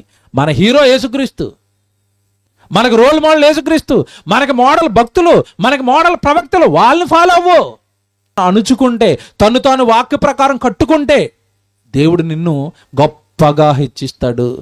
లోకాన్ని చూడకు. లోకంలో వాడు ఏదో తెలుసా, కార్డ్స్ అనేవారు, జోదం. ఇప్పుడు అది సెల్ ఫోన్లోకి వచ్చింది. సెల్ ఫోన్లో ప్యాకెట్ ఆడుతున్నారు. ఇప్పుడు సెల్ ఫోన్లో జోదం ఆడుతున్నారు. జోదం ఆడి వేలు లక్షలు పోగొట్టుకుంటున్నారు పిల్లలు. వాటిని ప్రమోట్ చేసిన వాళ్ళందరినీ జైల్లో వేసిందండి ఇప్పుడు గవర్నమెంట్. అందులో బడా హీరోలు, మళ్ళీ హీరోలు మొహాలకి.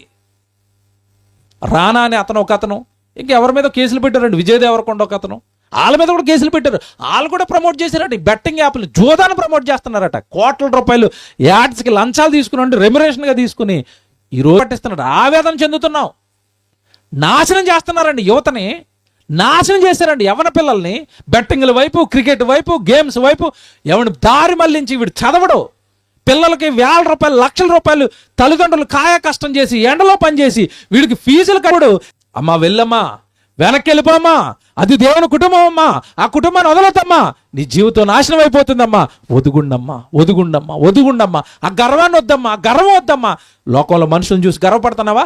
ఏమంటే ఈరోజు యవనస్తులు కానీ, ఎదుగొచ్చిన ఆడపిల్లలు కానీ తల్లి మాట కానీ, తండ్రి మాట కానీ వింటున్నారండి ఈరోజు? లెక్క చేస్తున్నారా? నీకేం తెలియదు మమ్మీ అంటున్నాడు. ఈడికేదో తెలిసిపోయినట్టు. నీకేం తెలియదు. మరి ఈడికేం తెలుసు? 4 సెల్ ఫోన్లో 4 యాప్స్ తెలిసేసరికి, ఏమంటే కాస్త సెల్ ఫోన్ మీద జ్ఞానం తెలిసేసరికి తల్లిదండ్రులకు లోబడరండి. తల్లిదండ్రులు మాట వినరు, సేవకుడు మాట వినరు, స్కూల్కి వెళ్తే గురువు మాట వినరు, పెద్దోళ్ళు ఏదైనా ఒక సలహా ఇస్తే నీకేం తెలీదు. చూసారండి, ఒదిగుండటం లేదు, అనుగుండటం లేదు, హెచ్చించుకుంటున్నారు, జీవితాలను సర్వనాశనం చేసుకుంటున్నారండి. హాగర్తో చెప్పాడు వెళ్ళిపోమ్మని. వెళ్ళిన తర్వాత ఎలాగుండమన్నాడు? సారాయికి నువ్వేముండాలి? అనుగుండాలి.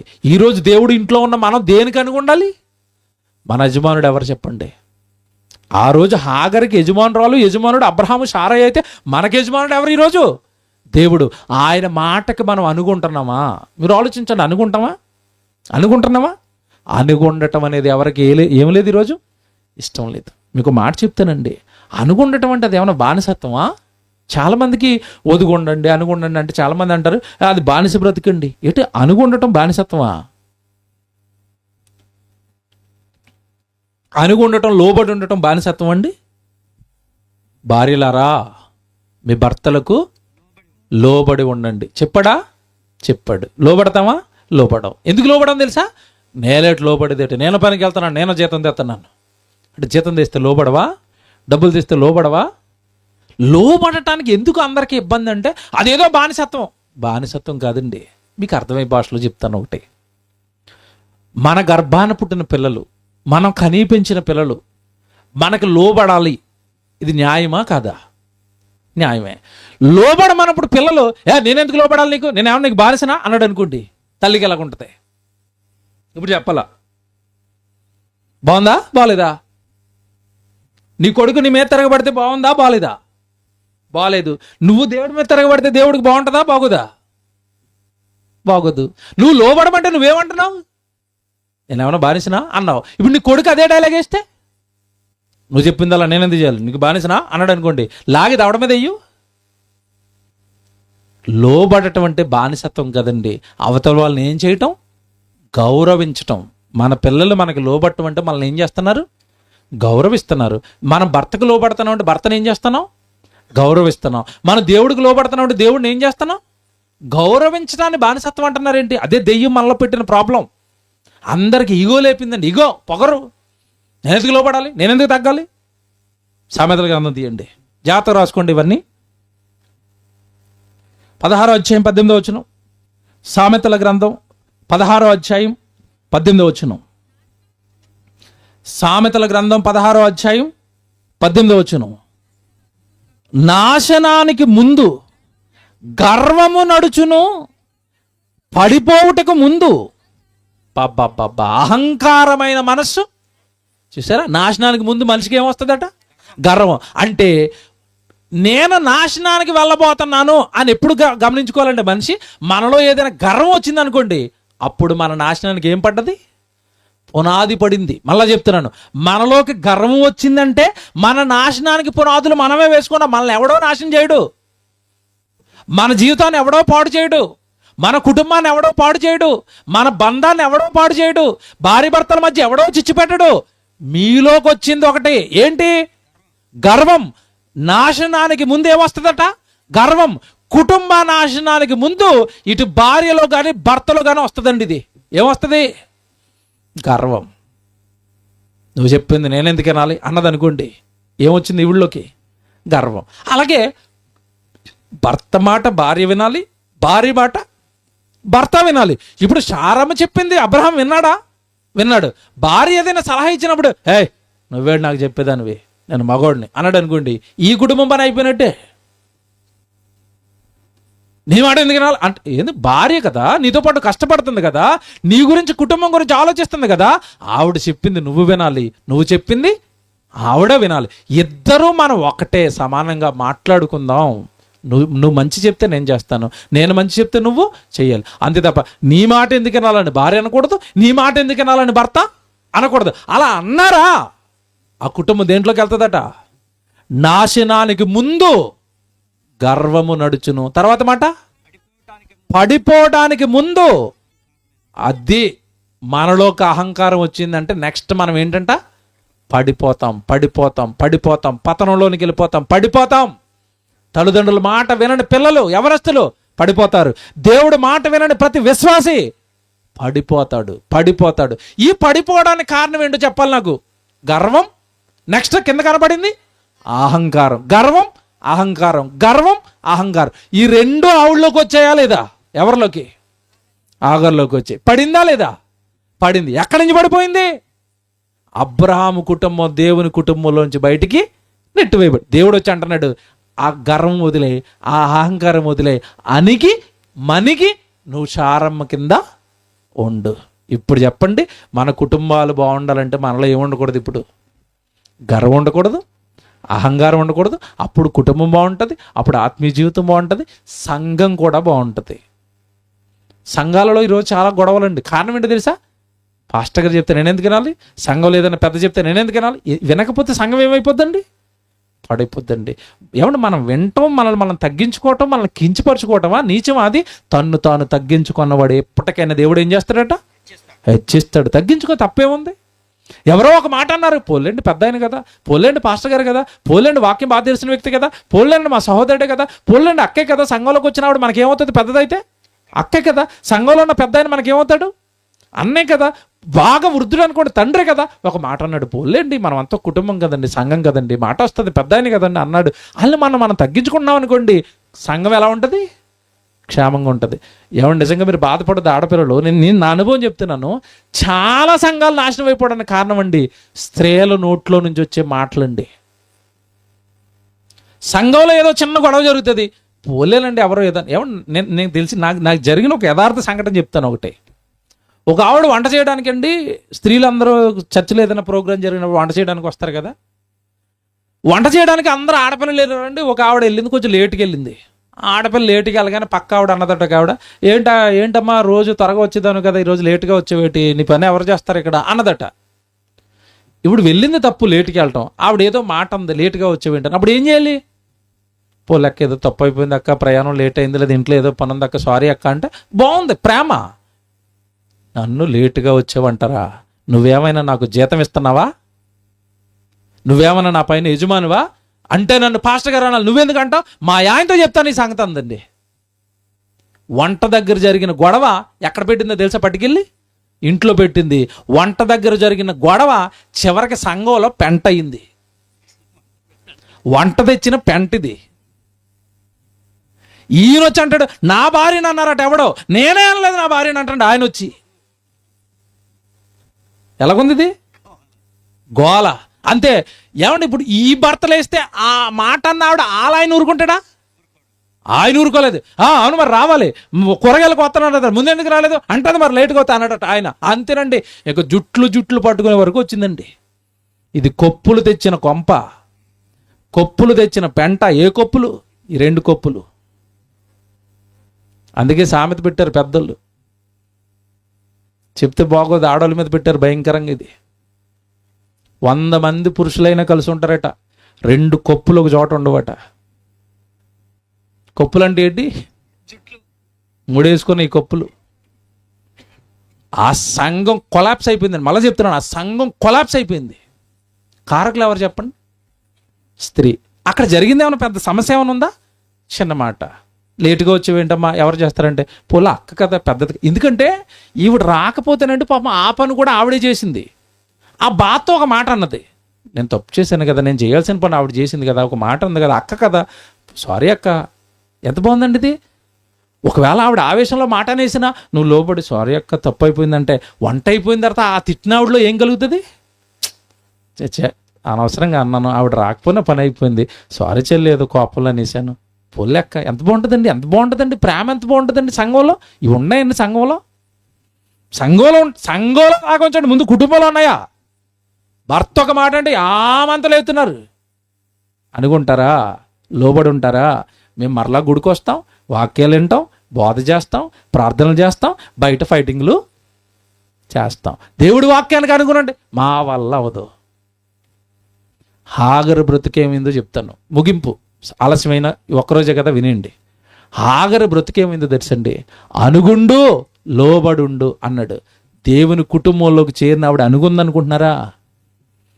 ఆ సంగతి ఏంటో శారాముకు చూపిస్తాను. ఇక్కడ దేవుడు చెప్తున్నాడు కనుక తప్పదు కనుక వెళ్తున్నాను రిటర్న్. ఎక్కడికి? శారమ్మ దగ్గరికి వెళ్ళిందండి. అనుకుందనుకుంటున్నారా? కన్నింగా బ్రతికిందండి, వేషధారణతో బ్రతికిందండి. ఇక తప్పదు గనక, ఎక్కువ మనం ఎదురిస్తుంటే శారమ్మ బయటికి గింటేస్తుంది గనక లోబడుతున్నట్టుగా ఏం చేయాలో తెలుసా? నటించాలి. నటించి ఉంది అక్కడ. ఎవరి దగ్గర? శారమ్మ దగ్గర. బిడ్డను కనేసింది. కొద్ది రోజులకి దేవుడు శారమ్మను కూడా కరుణించాడు. ఎవరు పుట్టారు? ఇస్సాకు పుట్టాడు. జాగ్రత్తగా వినండి. ఇస్సాకు పుట్టిన తర్వాత ఇస్సాకు పాలు విడిచే దినాన్ని అబ్రాహాము చాలా పెద్ద విందు చేశాడు. ఎందుకంటే ఈయన వలనైనదే నీ సంతానం అనబడిన అనగానే ఇప్పుడు పుట్టాడు వాగ్దాన పుత్రుడు. ఎవరు? ఇస్సాకు. అమ్మో నా కొడుకు, నేను ప్రేమించిన నా భార్యకు పుట్టాడు అని పెద్ద ఫంక్షన్ చేశాడు. మీకు అర్థమయ్యే భాషలో చెప్పాలంటే పెద్ద ఫంక్షన్ చేశారండి. ఆ ఫంక్షన్లో అందరూ ఆనందంగా ఉంటే తల్లికి తగ్గ కొడుకు పుట్టాడు. ఎవరు? ఇస్మాయిలు, ఆగర్ కొడుకు.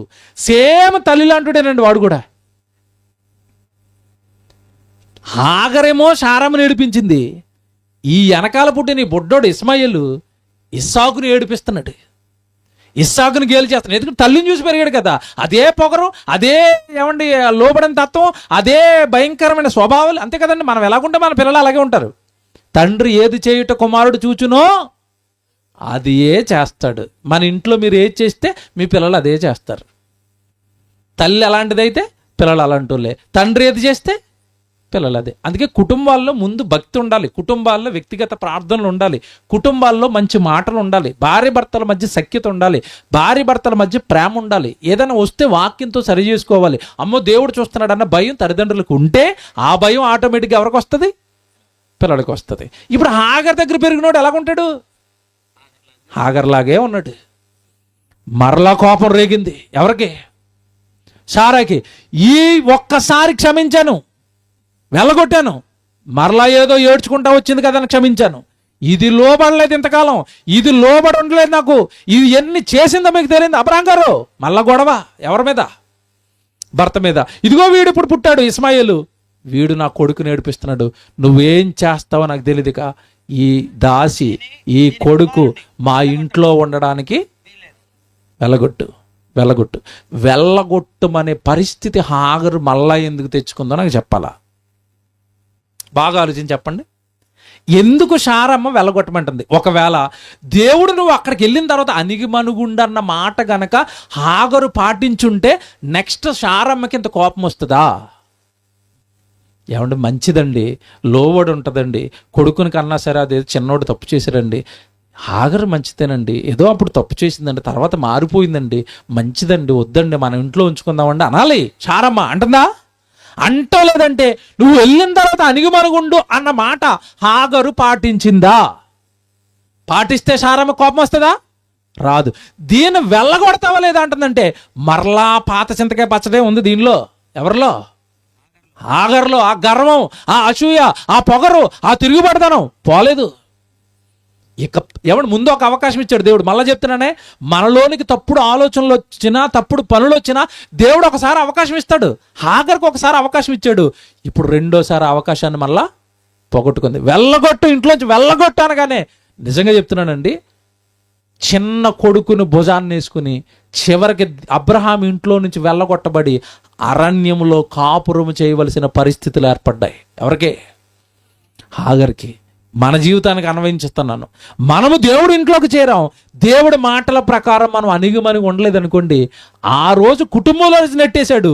ఈరోజు దేవుడు మనల్ని భూమి మీద నుండి శాశ్వతంగా నిత్యాగ్ని దండానికి నెట్టేస్తాడు. దేవుని ఇంట్లోకి వచ్చిన తర్వాత కూడా బ్రతుకు మార్చుకోవా? సంఘంలోకి వచ్చిన తర్వాత కూడా బ్రతుకు మార్చుకోవా? బైబిల్ పట్టుకున్న తర్వాత కూడా బ్రతుకు మార్చుకోవా? నీకు అవకాశం లేదుక. నా ఇంట్లో శాశ్వతంగా పరలోక రాజ్యంలో నా ఇంట్లో నివసించే హక్కు నీకు లేదు అంటాడు. నిత్యాగ్ని దండనకు అలా నెట్టేస్తాడు. ఆ రోజు ఆగరు శాశ్వతంగా అబ్రహాం గారి కుటుంబంలో నుంచి నెట్టివేయబడింది. 21వ అధ్యాయానికి రండి. ఏమండి? ఆదికాండం 21కి వచ్చేయండి. ఎంత మంచి మాట ఉంటుంది ఇక్కడ చూపిస్తాను.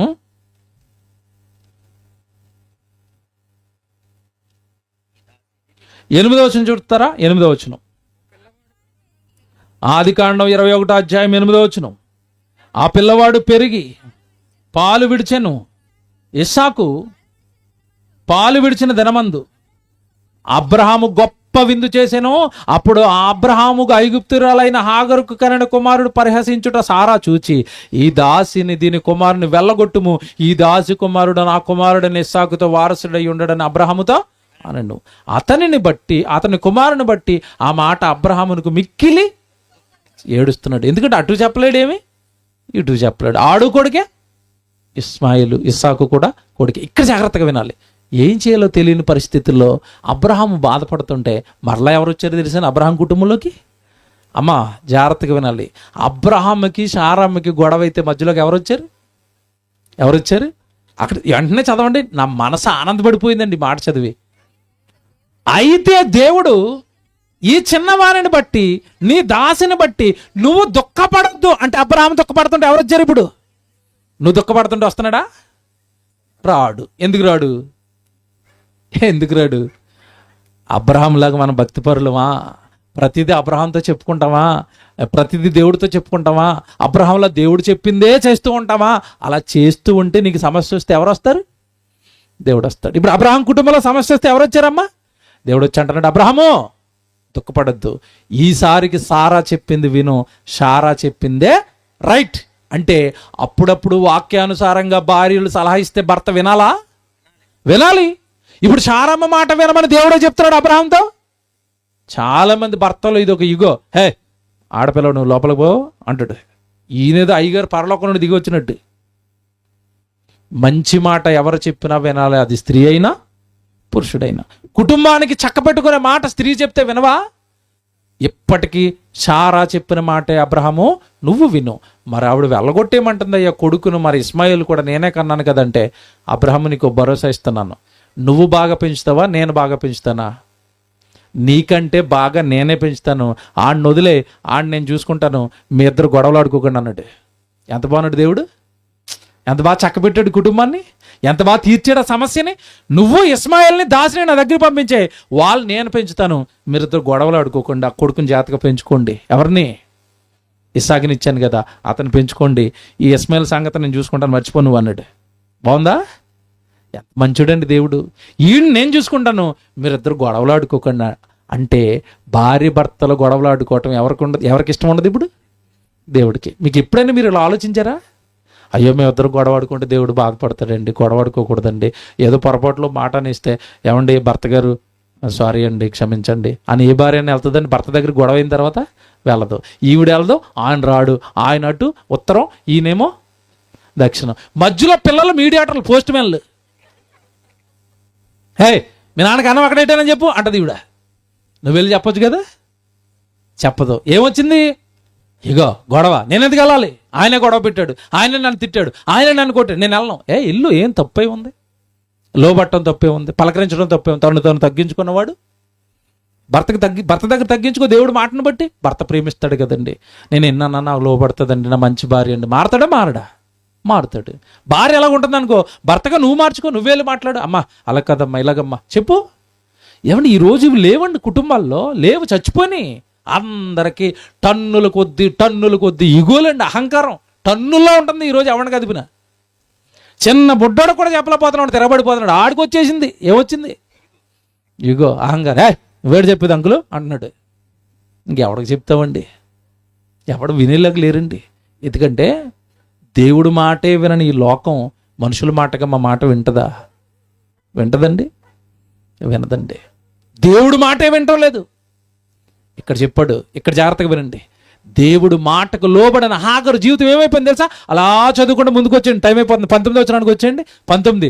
మరియు దేవుడు ఆమెను కన్నులు తెరిచినందున ఆమె నీళ్లు ఓట చూచి వెళ్ళి ఆ తిత్తిని నీళ్ళలో నింపి చిన్నవానికి త్రాగనిచ్చిన. చివరికి నీళ్లు లేని పరిస్థితి ఏర్పడింది. ఎవరికి?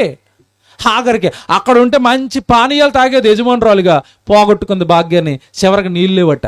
ఇదే డైలాగ్ ఒకడు కొడతాడు బైబిల్లో. ఎవరో చెప్పండి నాకు, ఎవరు చెప్పండి? రైట్, ఇక్కడ నుంచి వాయిస్ వచ్చింది. ధనవంతుడు ఎక్కడుండి కొట్టే డైలాగ్ అది. ఇంట్లోంచి పోయిన తర్వాత ఈవిడికి నీళ్ళు లేవు, ఇక్కడి నుంచి నరకంలో పడిన తర్వాత మనకేముండవు? నీళ్ళుండవు.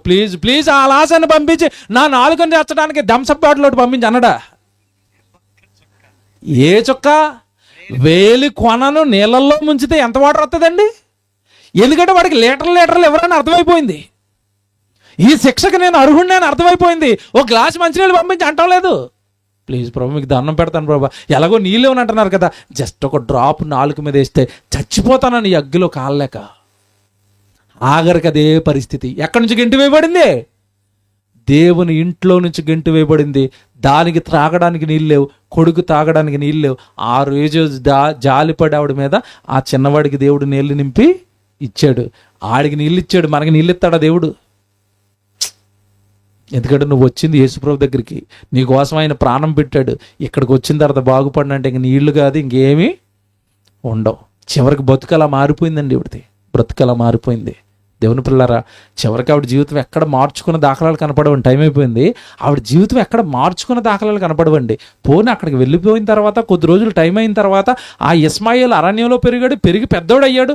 పెద్దోడైన తర్వాత తిరిగి అబ్రహాం గారి దగ్గరికి వెళ్ళి, ఏమంటే పొరపాటు అయిపోయిందండి, తప్పు అయిపోయిందండి, అప్పుడు ఏదో తప్పు చేసామండి, మీ ఇంట్లో చేర్చుకోండి అని అడిగింది అనుకుంటున్నారా? ఈ చివరి వరకు హాగర్ తన బతుకును మార్చుకోలేదండి. ఏ దేశానికి సంబంధించిన స్త్రీ అని చెప్పాను ప్రారంభంలో? ఐగుప్తు. చివరికి అరణ్యంలో కొడుకును పెంచుకున్న దేవుడి సహాయంతో సంబంధం కూడా ఎక్కడి నుంచి తెచ్చుకుంది అనుకున్నారు? కొడుకు పెళ్లి చేయడానికి ఐగుప్తే. ఏది అబ్రహాం గారి దగ్గరికి వెళ్దా? వెళ్ళను. తిరిగి దేవుడి దగ్గరికి వెళ్ళను. దేవుడి కుటుంబానికి వెళ్ళను. వెళ్ళలేదు. చివరికి ఆమె జీవితం నాశనం, ఆ ఇష్మాయేలు జీవితం కూడా నాశనం. ఎవరిని విడిచిపెట్టి నాశనం వేరు చెప్పండి ఇప్పుడు నాకు? దేవుని కుటుంబం నాశనం అయిపోవడానికి కారణం ఏంటి చెప్పండి? అహంకారం, గర్వం. ఆవిడ దేవుడి కుటుంబంలోకి వచ్చి నాశనం అయిపోయింది. ఈరోజు మనం దేవుడి ఇంట్లోకి, దేవుని కుటుంబంలోకి మనం కూడా వచ్చాం. ఎందులో? దేవుని కుటుంబం అంటే ఏం చెప్పాను? సంఘం. ఎక్కడికి వచ్చిన తర్వాత కూడా మన అహంకారాన్ని, మన ఇగోని తగ్గించుకొని, నేనేదో లోకంలో చదువుకున్నవాడిని, నేను లోకంలో ఆస్తున్నవాడిని, నేను డబ్బున్నవాడిని, నాకు జనం ఉన్నారు నా చుట్టూ, లేదా నా ఒంటి నిండా శరీరంలో నిండా బలం ఉంది, కండలు ఉన్నాయి, ఏట్లను చూసి పొంగిపోకండి. దేవుడి వాక్యానికి, సంఘంలో అణిగి ఉండండి. మళ్ళీ చెప్తున్నాను, దేనికి అణిగి ఉండమంటున్నాను? దేవుడి వాక్యానికి అణిగి ఉండండి. దేవుడు ఇది చెప్పాడు, నేను ఇది చేస్తాను అంటే మీ బ్రతుకులు బాగుంటాయి, మీ కుటుంబాలు బాగుంటాయి, మీ పిల్లలు బాగుంటారు. అందరూ ముఖ్యంగా ప్రారంభంలో చదివించాను కదా, ఆయన విశ్రాంతిలోనికి ప్రవేశించకుండా తప్పిపోదునేమోనని భయపడండి అన్నాడు. సంఘంలోనికి వచ్చిన తర్వాత దేవుడు వాక్యానికి లోబడకపోతే ఆ విశ్రాంతిలోనికి వెళ్లకుండా మనం ఏమైపోతాం? తప్పిపోతాం. అర్థమైంది కదా? కనుక మీరు జాగ్రత్త, మీ కుటుంబాలు జాగ్రత్త. హాగర్ జీవితం మరొకసారి వినండి. మళ్ళీ చెప్తున్నాను, నెట్లో ఉంది ఇది. CBT మియాపూర్ అని కొట్టారనుకోండి, నా ఫోటోతో ఉన్న యూట్యూబ్ ఛానల్ కనబడుతుంది. ఇలాంటి ప్రసంగాలు కుటుంబాలకి సంబంధించినవి, ఏమండి బైబిల్కి సంబంధించినవి వందల వేల ప్రసంగాలు మాట్లాడి పెట్టాను. మీరు రాసుకోండి. CBT మియాపూర్ అనుకుంటున్నా వస్తుంది, వర్డ్ ఆఫ్ జీసస్ క్రైస్ట్ అనుకుంటున్నా వస్తుంది, కింగ్ శ్రీను మెసేజెస్ అనుకుంటున్నాం. ఏది కొట్టినా మీకు యూట్యూబ్లో నా ఫోటో కనబడుతుంది. మెసేజ్లు వినండి, వాక్యం వినండి. జాగ్రత్తగా మీరు, మీ కుటుంబాలు ఆత్మీయంగా వాక్యానుసారంగా కట్టుకోండి. ప్రార్థన చేసుకుందాం.